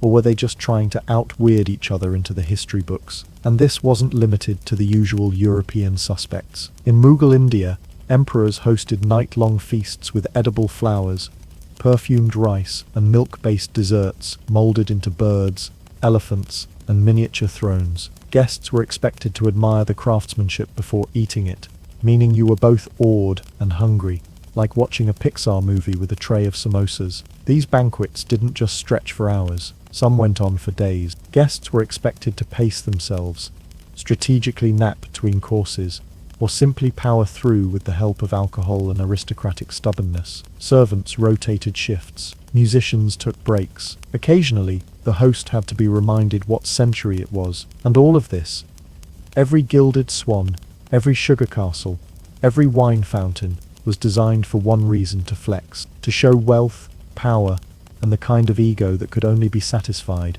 by watching your guests eat a pastry shaped like your face. The more over the top the meal, the more legendary the host. It wasn't about food. It was about leaving your name in someone's indigestion diary. Of course, no one dared complain. If the pork exploded into live doves, and the salad included pearls by accident, you just smiled, applauded, and pretended your digestive tract hadn't filed for divorce. So the next time you're tempted to call your 2-hour holiday dinner excessive, remember the noble guests of the 15th century, trapped at the table for 9 hours, sweating in doublets, pretending to enjoy fish that looked like angels, and praying the next course didn't involve fireworks. The ancient Roman upper class didn't just enjoy food, they weaponized it. A Roman feast wasn't a meal, it was a trial, a spectacle, and sometimes an existential crisis in several courses. If you were lucky enough, or unlucky enough, to dine with the Roman elite, you could expect to leave either fully converted to the joys of roast flamingo, or halfway through composing your will between bites of mystery meat, drowned in fermented fish sauce. Let's start with the obvious. Yes, the Romans were extra, but not in the way modern brunch goers are extra. They were blood and garlands extra. Their banquets were curated marathons of gluttony, indulgence, and mild stomach trauma, often beginning at sunset and ending when either the sun came back up or the host's wine supply ran dry, whichever happened last. Now, we need to clear up one thing. You've probably heard the word vomitorium and imagined a special Roman room designed specifically for mid-feast purging, like a dedicated puke palace between appetizers and dessert. But despite what bad high school jokes would have you believe, a vomitorium is not a place where Romans went to empty their stomachs mid-meal so they could make room for seconds. The term actually referred to the exit passages in amphitheaters designed to vomit crowds out quickly. The whole vomiting for sport thing, a later misunderstanding. Although, let's be honest, if any civilization would create a designated upchuck lounge for elite diners, it would have been Rome. That said, just because there wasn't a labelled vomitorium in the dining room, doesn't mean Roman banquets were gentle affairs. Roman nobles were known to eat beyond their limits, pushing indulgence to its biological edge. There are accounts of guests excusing themselves discreetly to the side garden, performing a quick reverse course, and then returning for another helping of honey-glazed crane. Speaking of which, yes, they ate crane, and flamingo, and dormice. Lots and lots of dormice. Stuffed dormice were a staple delicacy of Roman elite cuisine. These weren't your run-of-the-mill alley mice. These were carefully fattened, pampered, and housed in clay pots with air holes like tiny edible aristocrats. Once plumped to satisfaction, they'd be seasoned with herbs, dipped in honey, stuffed with minced meats and nuts, then served to guests who smiled politely, while wondering if they were about to be cursed by the gods for eating something so adorably horrifying. And let's not forget garum, the fermented fish sauce that the Romans treated with all the reverence of olive oil, ketchup, and magic elixir combined. Garum was made by taking fish innards, leaving them to rot in the sun until your neighbors moved out, and then bottling the resulting liquid. The smell was, let's say, memorable.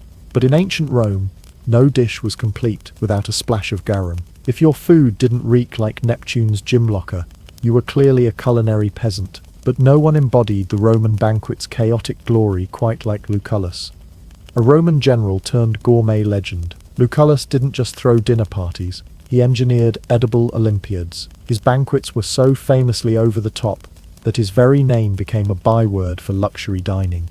Imagine walking into a room filled with silk cushions, golden tableware, and the faint sound of pan flutes playing while slaves carry in courses labelled things like hippo a la surprise or lark tongue tartlets. The man once served a meal that included eel, wild boar, ostrich, and seafood caught from ships he owned, just for dinner. He even built a villa with separate rooms for different classes of banquets, from casual luncheon for senators to I want to impress the gods themselves. According to legend, when a friend once dined with him on what seemed like a simpler meal, Lucullus reportedly snapped, "You have not dined with Lucullus, but in Lucullus's house," before promptly doubling the number of courses. You know, just in case someone mistook him for a man who only ate 2 types of exotic bird per sitting. Beyond Lucullus, emperors like Claudius, Caligula, and Elagabalus turned feasting into a political and psychological weapon.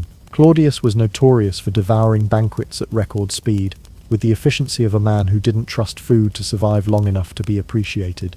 Elagabalus, on the other hand, liked to serve guests dishes made entirely from animal tongues, because apparently subtlety wasn't invited. He also had a habit of hiding gold coins in loaves of bread, or serving food dyed to match guests' clothing, because why not make dinner a fashion hazard? Of course, all of this was layered in symbolism. Eating strange and extravagant foods showed power. It said, I can afford to eat the weirdest creatures on earth and still have enough money left over to build a bathhouse out of marble and wine. It was politics by pastry, diplomacy by delicacy, and hubris by hors d'oeuvres. So while modern buffets are mostly concerned with shrimp and sneeze guards, the Roman elite treated dining like an imperial sport. They didn't just want to be full, they wanted to be remembered for the flavors, the spectacle, and the mild to severe intestinal regret. If you were lucky enough, or noble enough, to be invited to a medieval feast, you'd want to arrive hungry, not I skipped breakfast hungry. We're talking, I haven't eaten since the last full moon levels of hunger, because what awaited you in the great hall of a castle wasn't a casual meal, it was a protein-powered spectacle where the vegetables feared to tread. The medieval nobleman didn't just eat meat, he worshipped it, he decorated tables with it, he judged his wealth by the number of animals that could be roasted simultaneously without collapsing the banquet table. It wasn't just food, it was feudal flair, edible ego and culinary dominance all served with a side of gravy. To truly feast like a fortress lord, you had to start with a good hunt. Medieval feasting began not in the kitchen but in the forest. Hunting was more than recreation, it was a social event, a demonstration of power, and occasionally a chance to impale something majestic with a spear for sport. Deer, wild boar, rabbits, pheasants, anything that moved and looked sufficiently edible was fair game, preferably something large, dangerous, and likely to require at least 3 servants to drag back home. Once the animal was bagged, and nobly exaggerated in size, it made its way to the castle kitchens where it was transformed into something dramatic, and nothing says medieval elegance quite like a roasted boar's head staring at you from across the table, its mouth stuffed with apples, and its expression permanently set to, you better be important. It was customary to parade the head into the hall with music, trumpets, and the kind of ceremony usually reserved for royalty or seasonal weather changes. But boars were just the beginning. Feasts often featured entire oxen roasted over open pits, swans presented with feathers reattached post-roasting, as if to reassure guests the bird had once had dignity, and even elaborate pies with live animals inside for dramatic effect. Yes, again with the live animal pies. Apparently a noble dinner wasn't complete unless your pastry screamed. As for tableware, forget porcelain. In the early medieval period, you ate off trenchers, thick slices of stale bread used as plates. After the meal, the grease-soaked bread was either eaten, tossed to the dogs, or, if you were feeling charitable, donated to the local peasants. Nothing says generosity like a sourdough soaked in roasted duck fat. Silverware, optional. Most nobles preferred to use their hands, tearing into their food like polite wolves. Knives were used when necessary, but forks were rare until much later. This meant meals were a hands-on experience in the most literal sense. A feast wasn't just enjoyed, it was manhandled. Of course, meat wasn't the only thing flowing at these events. Ale and mead were served in such generous quantities that one could reasonably describe a banquet table as mostly liquid. Water was seen as suspicious, dangerous, and frankly beneath a noble's standards. Alcohol, on the other hand, was considered both clean and socially acceptable to start drinking at breakfast. It wasn't uncommon for a nobleman to be 2 tankards deep before the first course hit the table. By the time dessert arrived, usually something involving custard or a fruit pie, half the hall had achieved a pleasant mead-induced fog, and the other half was dancing, singing, or aggressively debating whether ducks counted as meat or poultry. But medieval feasts weren't just about indulgence, they were also tools of hospitality and power.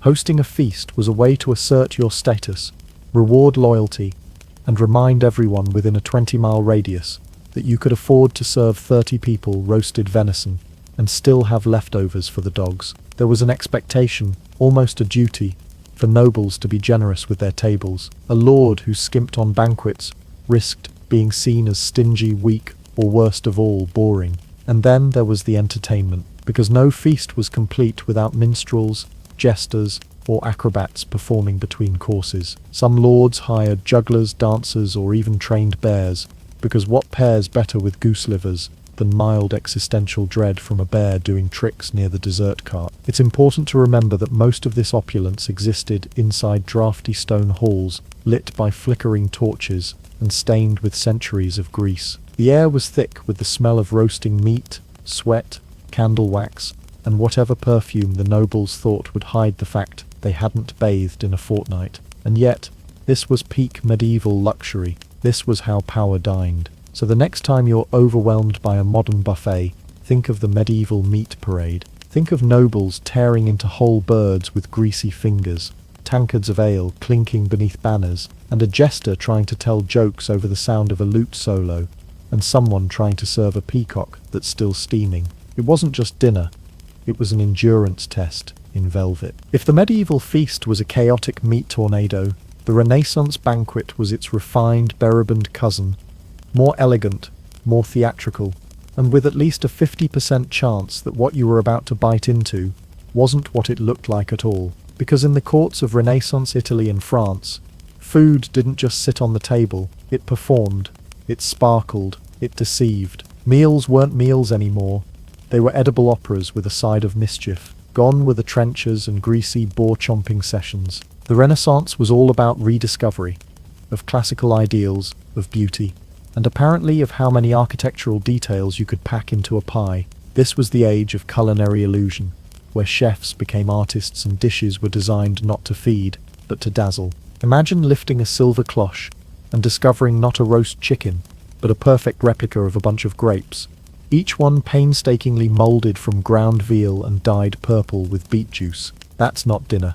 That's a prank, wrapped in genius, and basted in ambition. These banquets were especially common in the courts of Italian city-states like Florence and Ferrara, where dukes competed not just in wealth or power, but in the artistry of their feasts. A nobleman wasn't judged by how many pigs he could roast anymore, but by whether his dessert table included a working carousel made of nougat and spun sugar. Speaking of sugar, the Renaissance took the stuff and ran with it, straight into sculpture territory. Sugar was still a luxury, often imported at great cost, and nothing showed off a noble's sophistication, quite like building your centerpiece out of it. Chefs created sugar sculptures, also known as triumphs, that depicted everything from mythological scenes to full military battles. Yes, you read that right.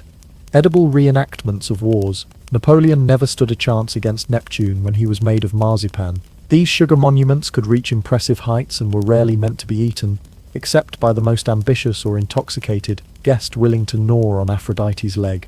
They were there to be admired, much like the tapestries on the wall, or the courtiers who insisted they weren't impressed by them, even as they tried to sketch them under the table. And if the Renaissance was about sugar statues, it was also about pageantry at the table. Banquets often included tableaux vivants, or living pictures, where performers would freeze in elaborate poses between courses, acting out scenes from Roman mythology or Christian allegory, because what's dinner without a silent man dressed as Hercules glaring at your salad? Food wasn't just served, it arrived. Entire processions might carry in a single course, complete with music, banners, and costumed servants playing out a mini-drama. A dish might be wheeled in as part of a parade, disguised as a chariot or a castle, with fireworks shooting from the sides and a roast goose perched on top, like the world's most confusing cherry. And this love of illusion extended beyond presentation to the food itself. Disguised dishes known as subtleties were all the rage. A fish that looked like a roast pig, a pie that appeared empty until you sliced it open to reveal steaming dumplings arranged like a bouquet. Meats were painted, stuffed, layered and folded to impersonate fruits, flowers, or even other meats. It was like a Renaissance version of edible cosplay. The French court, under kings like Francis I, took things even further. Inspired by Italian flair, they refined the techniques and added a healthy dose of Parisian drama. Meals became performance art, often accompanied by poetry, music, or philosophical debates about whether a raspberry tart could represent the divine. The idea was to elevate dining into culture, and in many ways they succeeded. Guests weren't just eating, they were being educated, impressed, and occasionally confused into submission. And while today's fine dining might offer a sauce swirl and call it innovation, Renaissance chefs were out here creating edible Greek temples with pastry columns and caramel ceilings. One French banquet even included a floating dessert island, complete with tiny sugar boats that sailed across a moat of wine jelly. The Renaissance was, after all, the age of discovery. Why not discover that panna cotta can double as cartography? Of course, all of this came at a price. These feasts were expensive, labor-intensive, and exhausting to organize. Chefs worked for days preparing sculptures that melted if you so much as looked at them with the wrong tone. Servants rehearsed their roles like stage actors. Hosts fretted over whether their edible unicorns conveyed enough subtle menace. But the payoff was worth it, because when your meal makes people gasp, laugh, and question their grip on reality, you've won the culinary war. So while Michelangelo painted ceilings and Leonardo sketched flying machines, Renaissance chefs were quietly staging their own masterpieces on porcelain, in sugar, and occasionally under a pastry that might or might not explode into birds. If you've ever been to a dinner party so intense you feared blinking incorrectly might offend the host, then you've already caught a faint whiff of what it was like to dine at the court of Louis XIV. But make no mistake, this wasn't just a meal, it was a performance, a spectacle, a test, and also a trap. At the Palace of Versailles, food wasn't simply nourishment, it was a political instrument sharpened with cutlery and served under chandeliers so ornate they made lesser monarchs weep. Louis XIV, also known as the Sun King, didn't just rule with a crown, he ruled with table seating charts, and God help you if you weren't on the right side of the pheasant terrine. Versailles was a gilded jungle of status and survival, and at the center of this elegant chaos sat the king's table, a stage where power was plated with foie gras and ambition was spoon-fed in courses. Louis XIV understood something critical. To rule absolutely, you had to make everyone else orbit you. And what better gravitational pull than the promise of duck confit and political relevance? The most coveted event of all was the Grand Couvert, the public royal dinner, where Louis and his family would eat in front of dozens, sometimes hundreds, of courtiers, nobles, ambassadors, and whoever else managed to squeeze into the gold-drenched viewing gallery. The king didn't eat in private. He performed eating, with napkins, with audience, with heavily powdered grace, and everyone watched, like their estate depended on it. Because in some cases, it absolutely did. Even the act of being invited to sit anywhere near the king during a meal was a kind of promotion. Table placement equaled power. Close to the king, you were rising. Stuck by the door, holding someone else's plate. Start updating your resume. Dining at Versailles was a ruthless game of etiquette chess, and no one ever truly won, except Louis, who controlled the board, the forks, and whether or not your wine was refilled. And speaking of etiquette, there were rules. Rules for sitting, rules for standing, rules for folding your napkin without looking like a peasant who just crawled in from a beet field. Silverware use was codified, bowing angles were measured, the correct way to react to being served a third helping of truffled songbird, mild joy, followed by a discreet and self-congratulatory glance across the table. One wrong gesture could brand you socially radioactive for the rest of the season. Menus, of course, were designed not for digestion but intimidation. A single royal dinner might include over 15 courses, ranging from roasted quail with aspic moon to dessert shaped like a ship about to discover the new world. There were sauces with names longer than most ducal titles and wines from regions no one had even conquered yet. Louis XIV famously loved rich, buttery dishes, especially meats and stews, which meant the court kitchen was a non-stop carnival of roasting, glazing, and stuffing unfortunate birds into other, even more unfortunate birds. Behind the scenes, the palace kitchens functioned like a military operation with chefs instead of soldiers and duck fat instead of gunpowder. Dozens of cooks, assistants, scullions and spit-turners worked in brutal conditions to produce the royal meals. The sheer volume of food prepared was staggering, and most of it wasn't even for eating, it was for showing off. If you left the feast hungry, it was because you were too terrified to chew near the king's ear. And let's not forget the psychological warfare. Invitations to dine with the king weren't just social perks, they were pressure cookers. Being chosen meant you were under scrutiny. It was a chance to impress Louis, or get subtly exiled from importance. because you sneezed on the lemon glaze. The king used dining as a tool of control, keeping nobles busy, visible, and most importantly, too distracted by oyster tarts to plot rebellion. Louis was particularly good at playing favorites through food. A well-timed invitation to share a meal could elevate your status overnight. A snub could send you into social exile quicker than a poorly executed curtsy. It was a high-stakes buffet of clout chasing, and everyone at court was starving for recognition. And all of this pomp served a very practical purpose: centralizing power. By bringing the nobility to Versailles and making them depend on the king's good graces for food, lodging, and even the chance to eat in the royal presence, Louis XIV stripped them of their regional autonomy and turned them into well-dressed dinner guests. Versailles wasn't just a palace, it was a velvet-wrapped political trap, and the cheese course was mandatory. In the end, Louis XIV didn't just change French politics, he revolutionized the very idea of statecraft via stomach. Underneath the towering wigs and golden tableware was a ruler who knew exactly what he was doing. He turned mealtime into monarchy, and his legacy is still felt today. Every time someone nervously navigates a seating chart at a wedding, wondering if being placed near the bathroom means they've offended the bride. Ah, the Victorians, a society obsessed with restraint, modesty and self-control, except when it came to breakfast, in which case all bets were off. And the only rule was don't stop eating until someone cries or the table collapses. This was an era where the British upper class could write essays about virtue with one hand and devour a tableful of game birds with the other. Hypocrisy? Maybe. Delicious? Definitely. Digestible?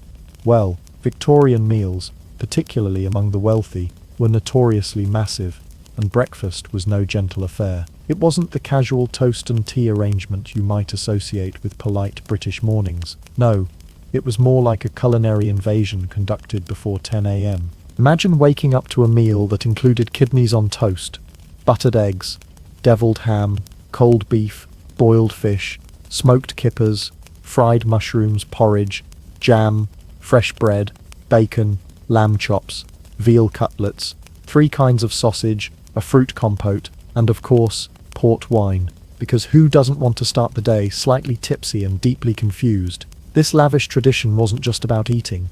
It was about displaying prosperity, much like the way Victorians covered every surface of their drawing rooms with doilies, tassels and potted ferns. The more elaborate the table, the more refined the household. A proper upper-class breakfast table was essentially a gastronomic battlefield, lined with silver, porcelain, and dishes so rich you could practically hear them clogging your arteries from across the room. Part of this excess came from the Industrial Revolution's boom. Britain's economic expansion gave rise to a growing class of people with money to spend and status to prove. Food became one of the most visible ways to flex. If you had the staff to prepare it, the stomach to endure it, and the table long enough to support it, you were clearly among the social elite. And breakfast, unlike dinner, which might be shared with guests, was often a private family affair, which meant they were doing this every day, for themselves. But there was also a deeper layer of contradiction, because while they feasted, they also fretted. Victorian society was obsessed with moral virtue,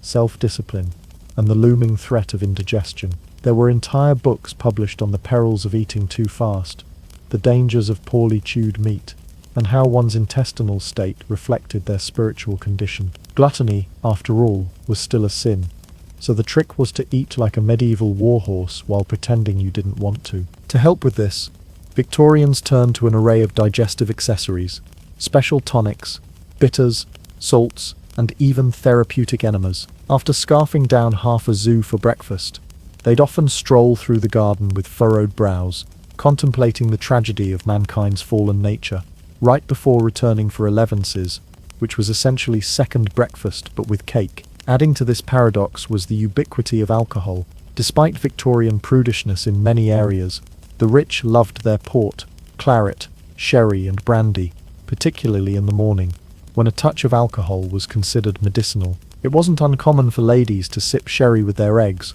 or for gentlemen to chase bacon with port, to stimulate the appetite, which frankly didn't seem to need much help. Meanwhile, the Victorian cookbook industry flourished. Authors like Mrs. Beeton, essentially the Julia Child of Empire-era Britain, offered sprawling guides to managing a household, complete with breakfast menus that read more like holiday banquets. One of her typical breakfast spreads included not only meats and eggs, but custards, pies, and game birds, presumably for those mornings when you woke up feeling particularly colonial. But the most curious part of all this was the strict social hierarchy of the breakfast table.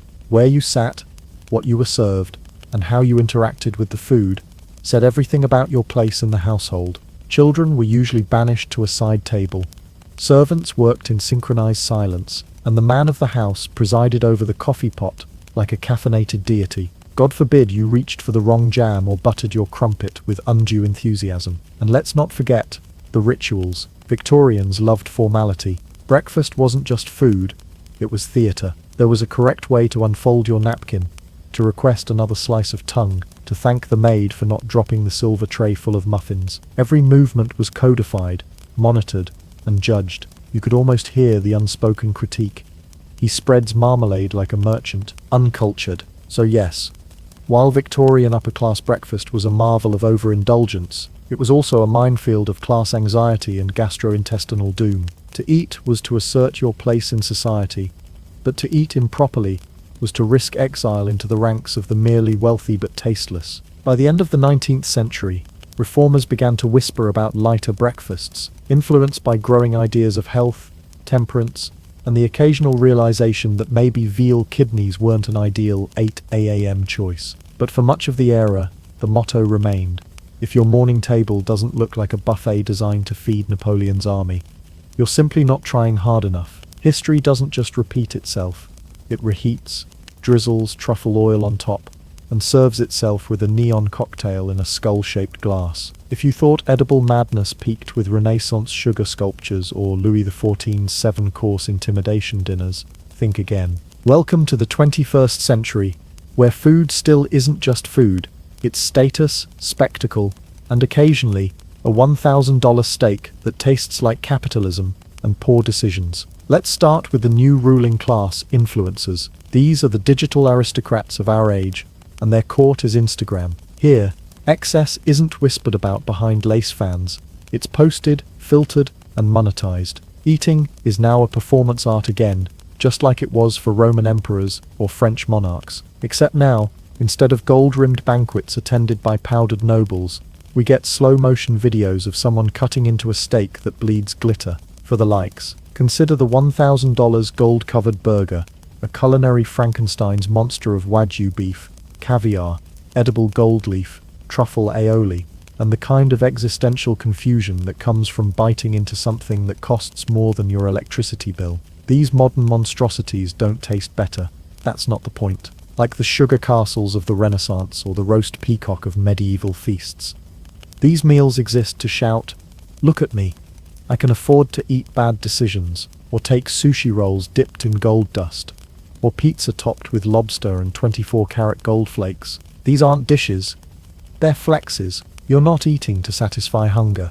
You're eating to announce that your wallet is bigger than your taste buds. Louis XIV would have approved. He might have even followed your food blog. Then there's TikTok cuisine, where the only rule is that subtlety must be sacrificed for views. Pancakes stacked into architectural towers, milkshakes so large they require a forklift, and pasta dumped directly onto countertops for no apparent reason. We're deep in the era of foodstagramming, where if your meal doesn't involve dry ice, neon colors, or a cheese pull visible from space, it's not worthy of consumption. Sound familiar? It should, because just like the nobility of old, today's food elites are using the plate as a platform.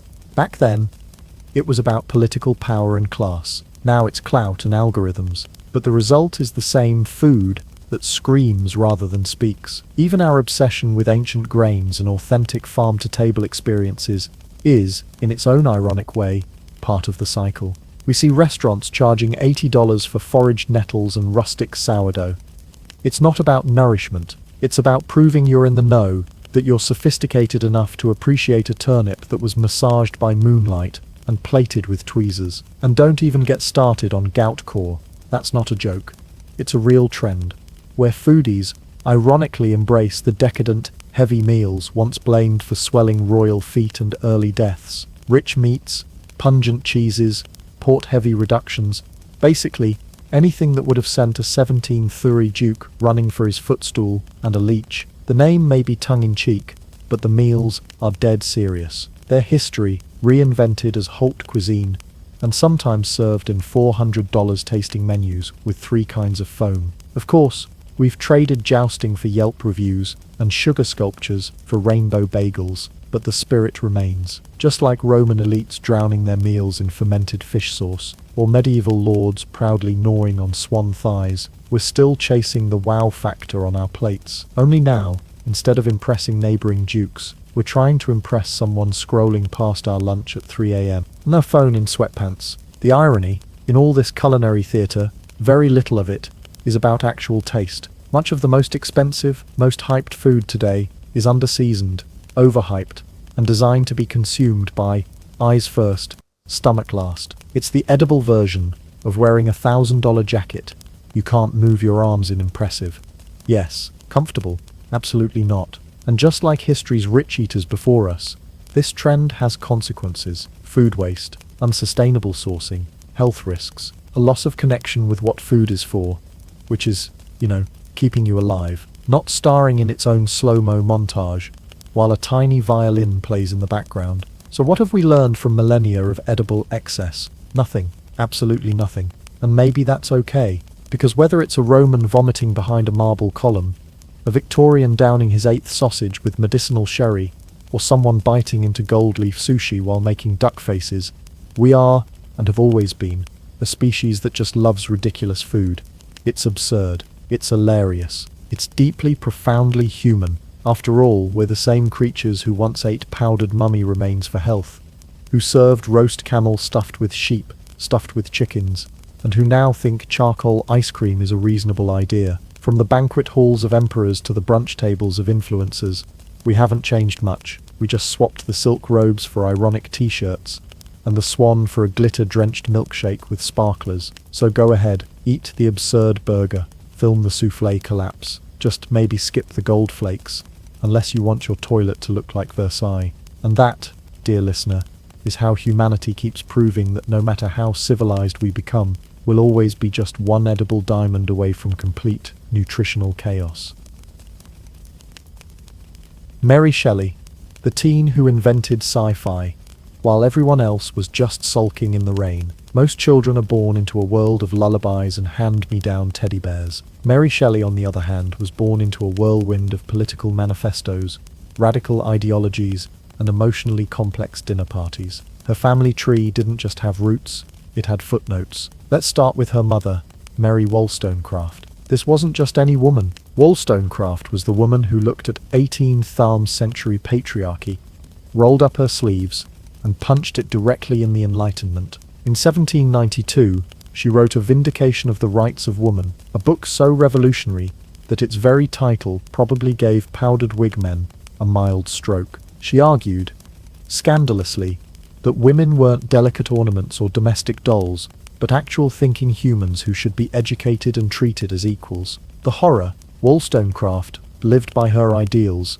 refusing to marry a man she didn't love, having relationships on her own terms, and generally conducting herself like a time-traveling feminist who'd arrived a few centuries too early. She also attempted suicide twice, had a child out of wedlock, Mary's half-sister, Fanny, and died tragically of puerperal fever just days after Mary was born in 1797. So Mary never knew her mother, but would grow up haunted by her ideas, her reputation, and the ever-looming pressure of being the daughter of a woman who literally invented modern feminism between writing books and challenging society to arm wrestling matches. Then there's Mary's father, William Godwin. If Wollstonecraft was the hammer of feminist justice, Godwin was the quill of philosophical anarchy, a political thinker, novelist, and passionate advocate for reason and very long sentences.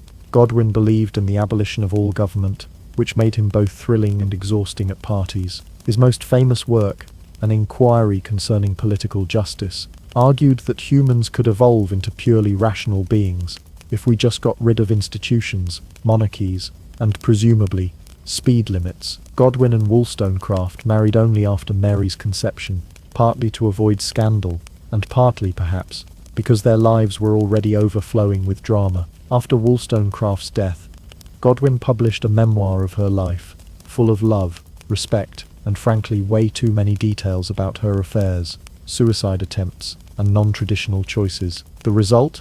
Victorian society clutched its pearls so hard it left bruises. So imagine being born into that, a baby girl whose mother was a feminist icon, and whose father was the philosophical equivalent of a Molotov cocktail in a powdered wig. Mary Shelley wasn't just expected to read books, she was expected to understand the socio-political implications of the font choices in those books. Godwin, to his credit, tried his best. He raised Mary with a commitment to intellectual rigor and free thought. Her childhood was less about tea parties and more about casual conversations with literary giants, like poet Samuel Taylor Coleridge, who reportedly recited the rhyme of the Ancient Mariner in their living room, and chemist Humphrey Davy, who once nearly blew up his lab, but still found time to chat about philosophy over dinner. Education in the Godwin household was intense. Mary read widely: history, science, philosophy, classical literature, and absorbed it all like a gloomy little sponge. Her half-siblings came and went. The household expanded when Godwin married again, this time to Mary Jane Clermont, a woman who brought 2 more children and enough passive-aggressive stepmother energy to fuel a Victorian drama. Mary and her stepmother never got along, ever. Not even when pretending for company. Mary Jane favoured her own children, often left Mary emotionally neglected, and likely spent more time criticising Mary's penmanship than appreciating her genius. It was Cinderella, but with more Latin quotes. The result? Mary became deeply introspective, often retreating into her imagination and spending long hours daydreaming among her mother's grave, which conveniently sat in the nearby St. Pancras churchyard. Most teenagers loiter outside malls. Mary Shelley loitered in graveyards, possibly whispering plot outlines to dead feminists. This haunted, heady upbringing shaped her profoundly. She inherited her mother's rebellious fire, her father's ideological rigor, and a sense of melancholy that would later drip through every page of Frankenstein. She had no patience for polite society, no interest in embroidery or tea gossip, and a great enthusiasm for stories about reanimated corpses and tragic anti-heroes who ask way too many philosophical questions. So when people say Mary Shelley came out of nowhere with her genius, they clearly weren't paying attention. This was a girl raised in a house of fire and paper, where revolutionary thought was wallpaper and grief was part of the furniture. Her toys were books, her lullabies were political debates, and her earliest influences were a feminist warrior, a philosophical anarchist, and the shadows of both. And that was before she even hit puberty. If you ever wondered what would happen if a teenage goth girl with a rebellious streak and a head full of Enlightenment philosophy met a romantic poet with a god complex and no financial plan, the answer is they'd flee to Europe and cause an international scandal. And that's exactly what Mary Godwin, soon to be Shelley, did the moment she met Percy Bysshe Shelley, the human embodiment of a sad violin solo in a thunderstorm. The year was 1814, and Mary was 16. Percy was 21, already married, and an aristocrat in theory, but more like a walking disaster in practice. He was charismatic, wildly idealistic, and determined to dismantle every tradition in sight, including marriage, money management, and common sense. Naturally, Mary fell for him harder than a crumbling Gothic tower in a storm. Their connection was almost instantaneous. Percy had been visiting her father, William Godwin, hoping to fund and fanboy over the elder philosopher's radical ideas. But while Percy admired Godwin's political theory, it was Mary who truly stole his attention. She was sharp, intense, ethereal, and could hold her own in any discussion about metaphysics or poetic meter. Their conversations quickly morphed into moonlit walks among the tombstones of St. Pancras churchyard, which for 2 brooding intellectuals in the Romantic era was basically first base. It didn't take long before the 2 declared themselves soulmates destined to transcend the shackles of bourgeois morality, because teen love is always humble like that, and decided to run away together. Minor problem.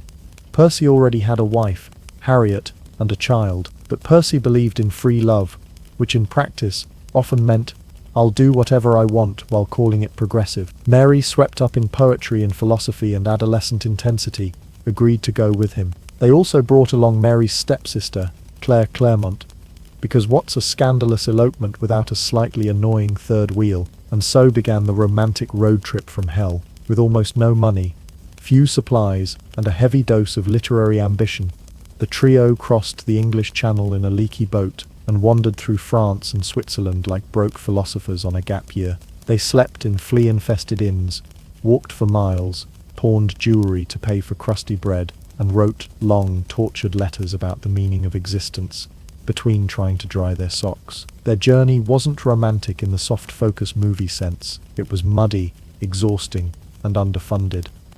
And Mary spent much of it scribbling in her journals, chronicling both the landscape and her inner turmoil. She was in love, yes, but she was also a teenage girl who had burned every bridge behind her, cut off from her father, who was furious about the whole thing, and deeply unsure about what the future held, especially since Percy's finances were less income and more hopeful chaos. And there was grief, always grief. During their travels, Mary learned of her half-sister Fanny's deepening depression and alienation. Fanny, left behind in the scandal's shadow, would tragically take her own life 2 years later. Meanwhile, back in England, Percy's estranged wife Harriet was also unraveling emotionally, isolated, and pregnant with their second child. Mary, though deeply in love, couldn't have been blind to the wreckage Percy left in his poetic wake. Still, there were moments of beauty. They stayed near Lake Lucerne. They read and wrote constantly. Mary devoured Rousseau and Goethe.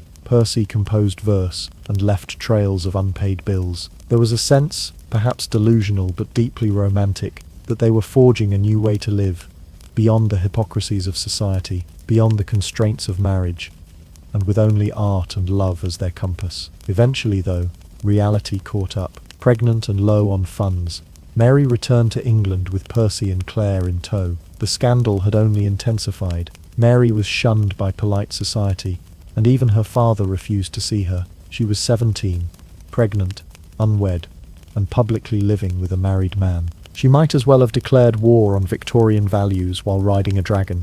And then, heartbreak, their infant daughter was born premature and died shortly after. Mary recorded her grief in her journal with devastating simplicity. Dream that my little baby came to life again, that it had only been cold and that we rubbed it before the fire and it lived. She was still a teenager, already branded a disgrace, and now she was a mother mourning her child. But through it all, she kept writing. Her journals, filled with observation and reflection, weren't just personal, they were practice. She was sharpening her pen, her voice, and her vision. What looked like chaos and tragedy on the outside was, for Mary, also the crucible of creativity. So yes, she eloped with a married poet. Yes, she got stuck in a three-way emotional hurricane with Percy and Claire. And yes, she did all this with no money, no support, and no backup plan. But from these questionable life choices would rise something remarkable. A literary voice forged in defiance, grief, and poetic madness. When Mary Shelley decided to spend the summer of 1816 in Switzerland, she probably imagined lake breezes, sunny afternoons, and perhaps a little poetic moping by candlelight. What she got instead was a Gothic writer's dream and a meteorological disaster. Picture this: torrential rain, thunder, rumbling like an angry god, and a lakeside villa filled with some of the most dramatic people ever to wear silk cravats. Welcome to the most iconic summer vacation in literary history. Let's start with the cast, because no horror story is complete without the right ensemble of weirdos. Lord Byron, the celebrity poet with a scandalous past, a clubfoot, and enough brooding charm to crash any drawing room. He had just fled England amid a trail of rumours involving debt, incest, and bad poetry reviews, and decided to rent Villa Diodati near Lake Geneva to sulk in peace. Percy Bysshe Shelley, our resident chaos bard, tagging along with his now pregnant lover Mary and her ever-present stepsister Claire Claremont. Claire, ever the opportunist, had one thing on her mind: Byron. They'd had a fling back in London, and she was hoping for a romantic Swiss sequel. Spoiler: it didn't go well. John Polidori, Byron's personal physician. He was young, ambitious, and basically trying to become the Taylor Lautner of 19th century horror. His main job was to keep Byron alive and out of legal trouble, and in return he got roped into the most awkward writer's retreat ever. And of course, Mary Shelley, still Mary Godwin at this point, who arrived with a journal, a brain full of dead philosophers, and absolutely no idea she was about to change literature forever. Now, why was this so-called vacation such a mood? Blame Mount Tambora, a volcano in Indonesia that had erupted the year before. Its ash cloud circled the globe and plunged 1816 into what historians now call the year without a summer. Crops failed, the sky stayed grey, and Switzerland turned into a very stylish apocalypse. Trapped indoors by near-constant storms, the group spent their time exactly as you'd expect from a gathering of poets with questionable decision-making skills, reading ghost stories by firelight, experimenting with laudanum, and flirting in ways that probably required a flowchart to explain. The atmosphere was intoxicating, electric, and just the right amount of terrifying. Then, one stormy night, Lord Byron proposed a challenge. They would each write a ghost story, something truly chilling, and see who could out-creep the others. It was less a contest, and more of a passive-aggressive poetry duel. Everyone was in. Byron's entry fizzled out almost immediately, possibly because he was too busy being a walking drama bomb. Percy started something about a witch's soul, and then wandered off, distracted by the weather or his own existential dread. Polidori, though, stuck with it, and wrote The Vampire, a story often credited with launching the modern sexy vampire genre, hundreds of years before teen novels made them sparkle. But it was Mary, quiet and observing, who would absolutely destroy them all. For days she struggled to come up with anything. She felt immense pressure, not only as the youngest and the only woman in the room, but because she was trying to prove she wasn't just with a poet, she was one. Then one night, after listening to Percy and Byron debate the nature of life, death, and electricity's power over the body, Mary had a vision, a waking nightmare. She would later write, "I saw the pale student of unhallowed arts kneeling beside the thing he had put together. I saw the hideous phantasm of a man stretched out, and then, on the working of some powerful engine, show signs of life." Boom, that was it. Right there, in the shadows of Villa Diodati, modern science fiction was born. Mary's story began as a short piece, just a few pages of atmospheric terror, but the seed had taken root. Over the coming months, she would nurture it into a full-length novel, one that blended science, philosophy, grief, and dread into something far more terrifying than a simple ghost story. It was about a scientist who plays God, a creature who seeks love and revenge, and a society that punishes anything it doesn't understand. The irony, everyone else in the villa was trying to outscare each other with ghosts and vampires. Mary came in like a literary wrecking ball and invented an entire genre. At 18, the challenge ended. The rain stopped. The group eventually scattered. Claire would soon be pregnant with Byron's child. Percy would keep writing and spiraling, and Polidori would later struggle with depression and die young. But Mary, she returned to England, carrying something that would outlive them all. Frankenstein, or the modern Prometheus, a novel that would ripple across centuries, reshaping literature, film, and our collective nightmares. And to think, it all started because a volcano exploded. It wouldn't stop raining, and Lord Byron got bored one night. Most 18-year-olds are busy dodging chores, forgetting passwords, or having a mild identity crisis over which university major sounds least painful. Mary Shelley, meanwhile, was inventing a brand new genre of literature, while contemplating the moral consequences of reanimating corpses. You know, just classic teen stuff. After her fateful nightmare in the Swiss storm, the one with the pale student, the stitched-up corpse, and the twitching sign of life, Mary didn't simply jot it down and move on. No, that image haunted her. It clung to her mind like wet fog, and when they returned to England, she got to work on expanding it. What began as a creepy story for a vacation ghost challenge would soon become Frankenstein, or the modern Prometheus, a novel that not only birthed science fiction, but also dragged gothic horror into a lab coat and wired it to a lightning rod. So how did a teenager with no formal education, banned from most polite drawing rooms, and balancing grief, motherhood, and scandal write something so wildly ahead of its time? Let's break it down carefully. Unlike Victor Frankenstein, first Mary had an arsenal of intellectual firepower at her disposal. She wasn't scribbling in a vacuum. She had been raised on the works of her mother, Mary Wollstonecraft, her father, William Godwin, and had spent years steeped in discussions of morality, free will, justice, and the nature of man. She'd also witnessed more real-life loss and heartbreak than most adults twice her age. Her philosophical upbringing and emotional depth gave her a perspective few other writers, let alone teenage ones, could rival. Then there was the science. Mary had been listening closely during those electrified dinner debates at Villa Diodati. One particularly juicy topic, galvanism. The idea, popularized by Luigi Galvani, that electricity could spark life. Galvani had famously made dead frog legs twitch using electrical currents, which is gross. Yes, but also deeply fascinating if you're a romantic poet or a future sci-fi icon. The experiments hinted at something terrifying and seductive. What if science could cheat death, and the public was obsessed? London was awash with rumors of body snatchers, graveyard experiments, and scientists with disturbingly optimistic attitudes toward lightning. Mary channeled this cultural unease directly into her book, but she didn't just write about reanimating bodies, she wrote about what it meant to do so. She explored the consequences, the fear, the abandonment, the loneliness, and crucially, the guilt. Because Frankenstein isn't just about a mad scientist with an overachieving god complex. It's about parenthood too. At 18, Mary already knew the sharp edge of loss. She'd lost her mother at birth, lost a baby daughter not long after her European journey, and was dealing with the terrifying weight of pregnancy again. As she wrote, Frankenstein reads like the emotional X-ray of a young woman terrified by creation itself.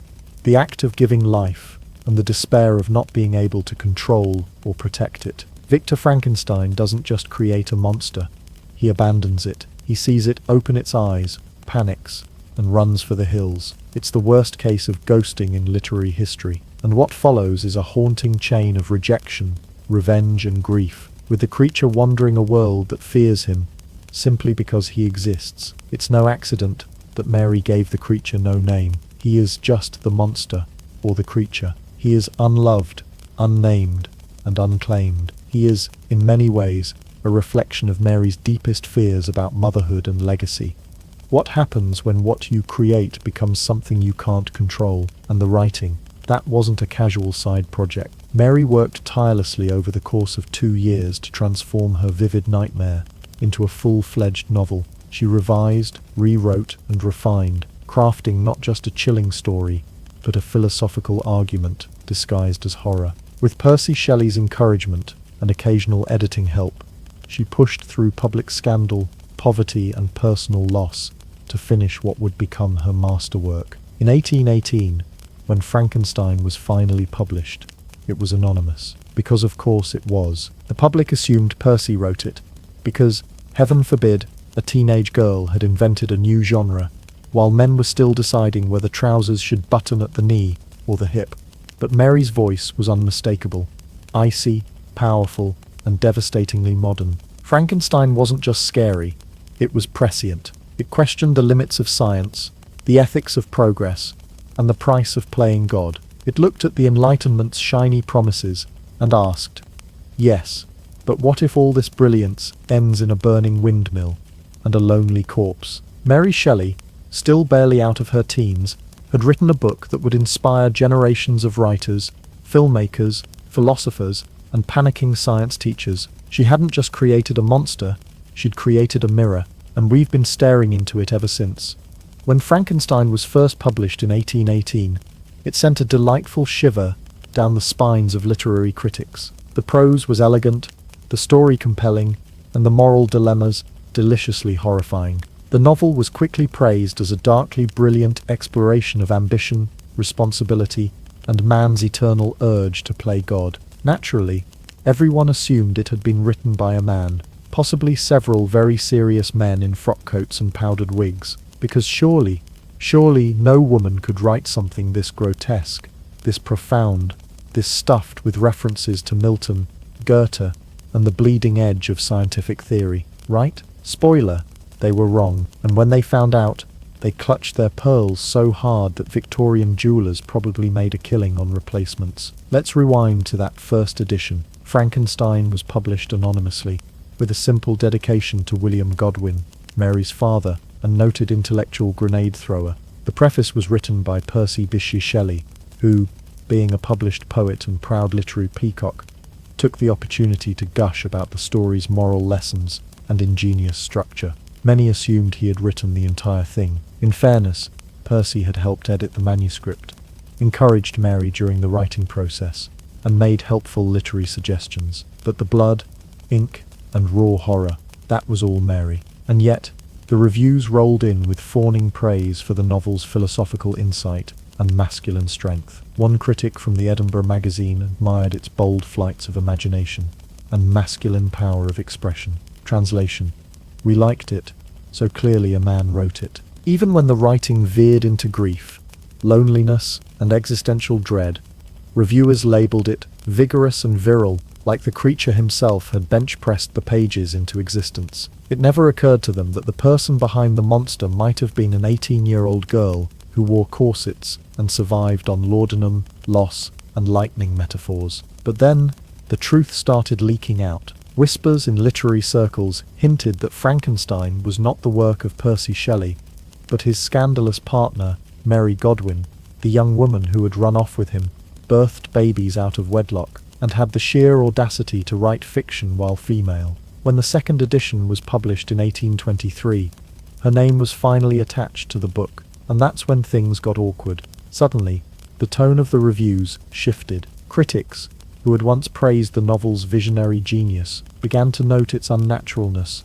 and morbid preoccupations. One review dripped with confusion, calling it a tissue of horrible and disgusting absurdity. Another, very nearly sighing in print, said, "The writer of it is, we understand, a female. This is an aggravation of that which is the prevailing fault of the novel. In other words, it's not just bad, it's ladylike bad." Some took it a step further. Rather than believe a woman had written Frankenstein, they concluded Percy Shelley must have been the ghostwriter, and Mary merely the name on the cover, a sort of gothic literary ventriloquist dummy. After all, how could a woman possibly understand the anguish of scientific ambition, the torment of philosophical despair, and the thrill of lightning-powered reanimation? Women were supposed to be writing about embroidery and sighing at sunsets, not murdering children with rejected monsters. But Mary Shelley wasn't interested in their approval.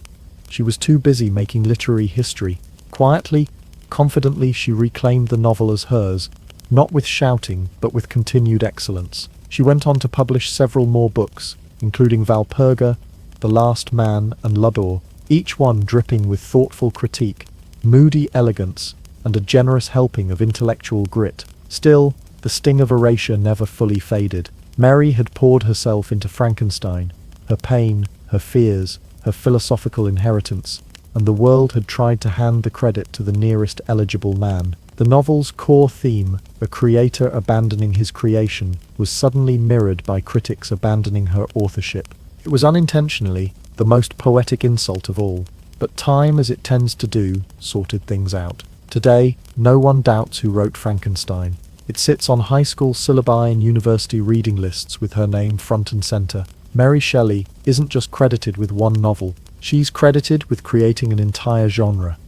She opened a trapdoor that let science fiction crawl out and start muttering about nuclear power, artificial intelligence, and cloning ethics. And she did it while being told at every turn that women couldn't, shouldn't, and wouldn't write books like that. Too bad for them, because Mary didn't just write one. She wrote the first. If Mary Shelley's life had been a novel, this would be the chapter where the heroine, after surviving scandal and stormy lakeside brainstorms, finds herself wandering alone through metaphorical ruins, clutching the tattered remains of love, hope, and way too many funeral clothes. Because while Frankenstein may be the tale of a man who creates a monster and then regrets it, Mary's own life soon began to eerily resemble her fiction, complete with death, despair, and an overwhelming sense of isolation. By the time Frankenstein was published, Mary had already lost her first child, a baby girl who died just days after birth. It was a trauma that seeped into her writing like ink into blotting paper. The second child, William,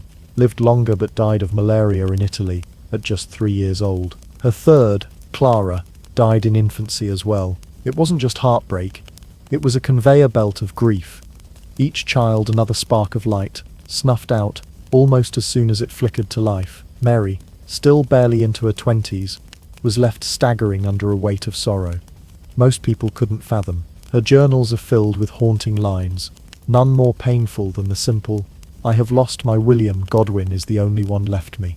That Godwin was not her father, but her surviving son, Percy Florence Shelley, her last remaining child. The fact that he was named after his father probably didn't help her grief. Speaking of Percy, his poetic life was about to take its own dramatic exit. After their years of wandering across Europe, Mary and Percy eventually settled in Italy, where the air was warm, the pasta was plentiful, and the death rate among romantics remained impressively high. Percy continued writing, brooding, and spending money he didn't have, while Mary tried to stay afloat emotionally and intellectually. She still wrote, but grief clung to her like fog. Then, in 1822, the final blow came. Percy, an enthusiastic sailor but a questionable seaman, decided to take his schooner, the Don Juan, yes, named after the poetic womanizer, because of course, out into the Gulf of Spezia. It was supposed to be a short trip. The boat never returned. A few days later, Percy's body washed ashore, bloated,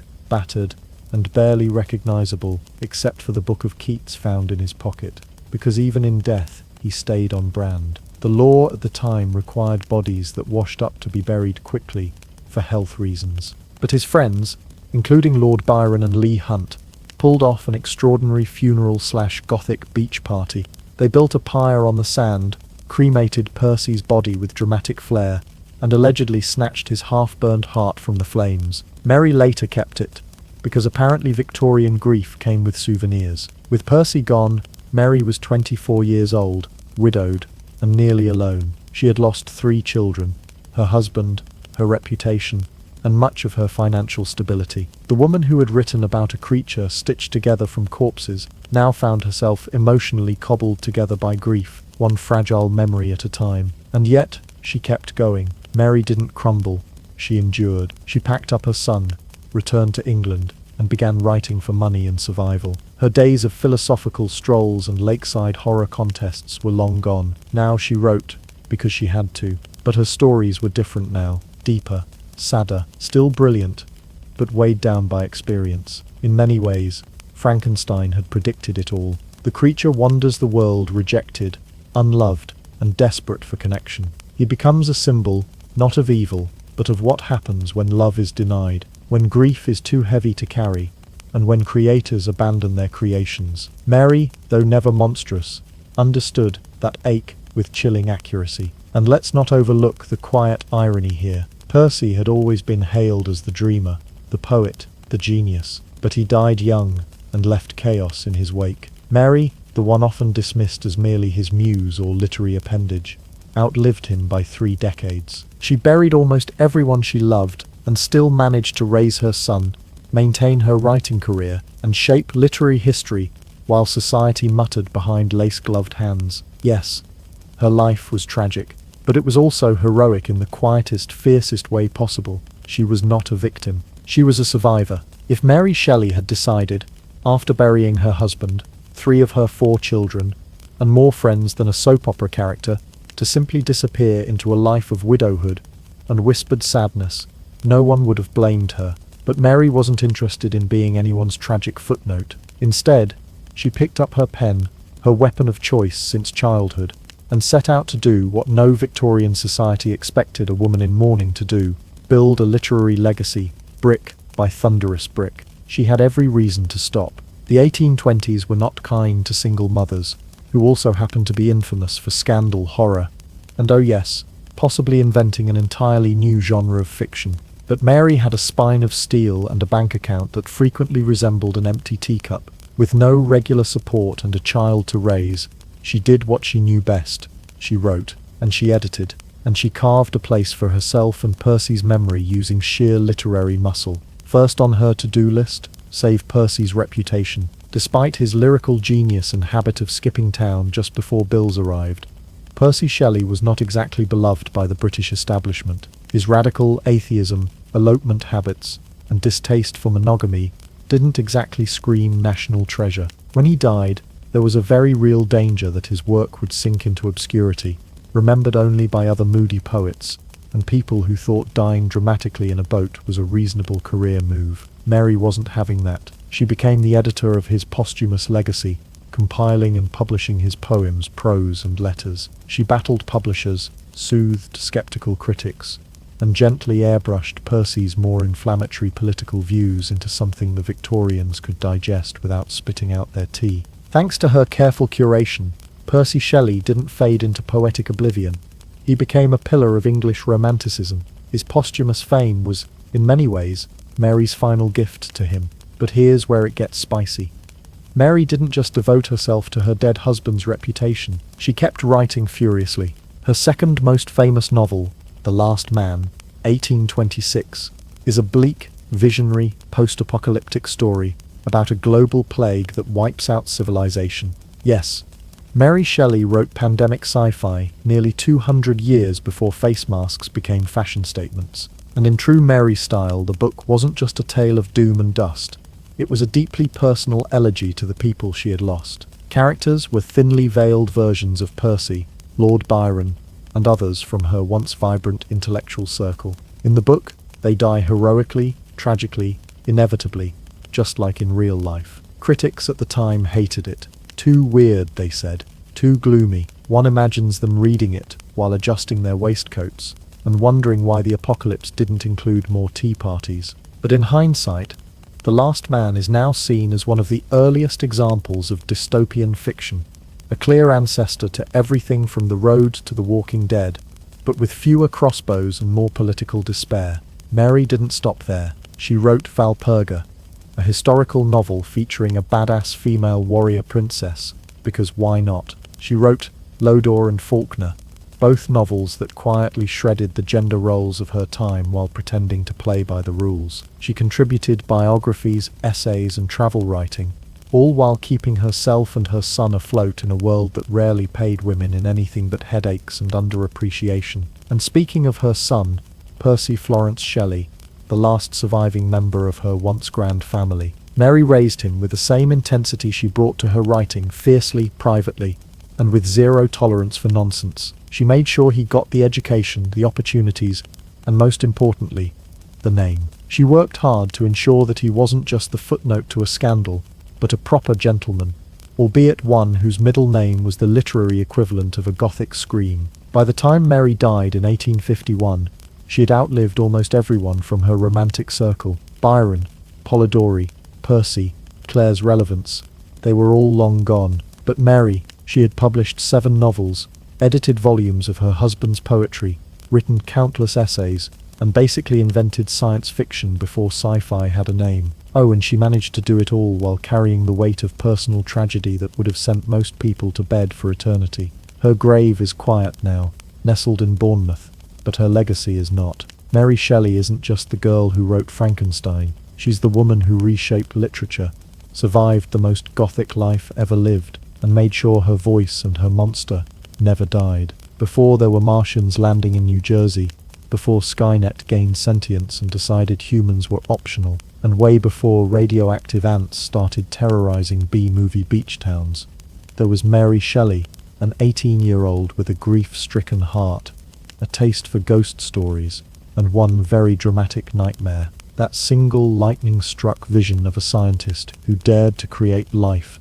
and a creature who didn't ask to exist wasn't just the seed of a chilling novel, it was the birth cry of science fiction itself. Frankenstein didn't look like a sci-fi story at first glance. There were no aliens, no space travel, no blinking control panels, but what it did have was the heart of the genre.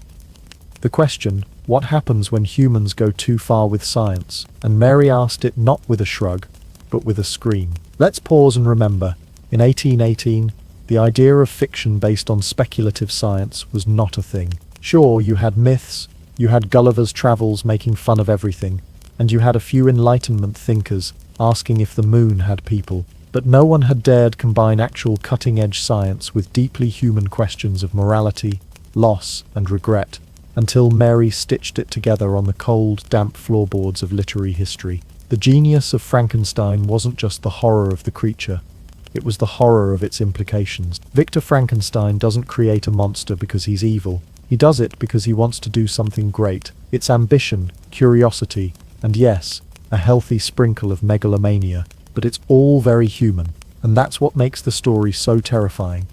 It's not about the unknown, it's about what we do when the unknown becomes possible. Science fiction as we know it today is built on that exact scaffolding. Flash forward to the 20th century and beyond.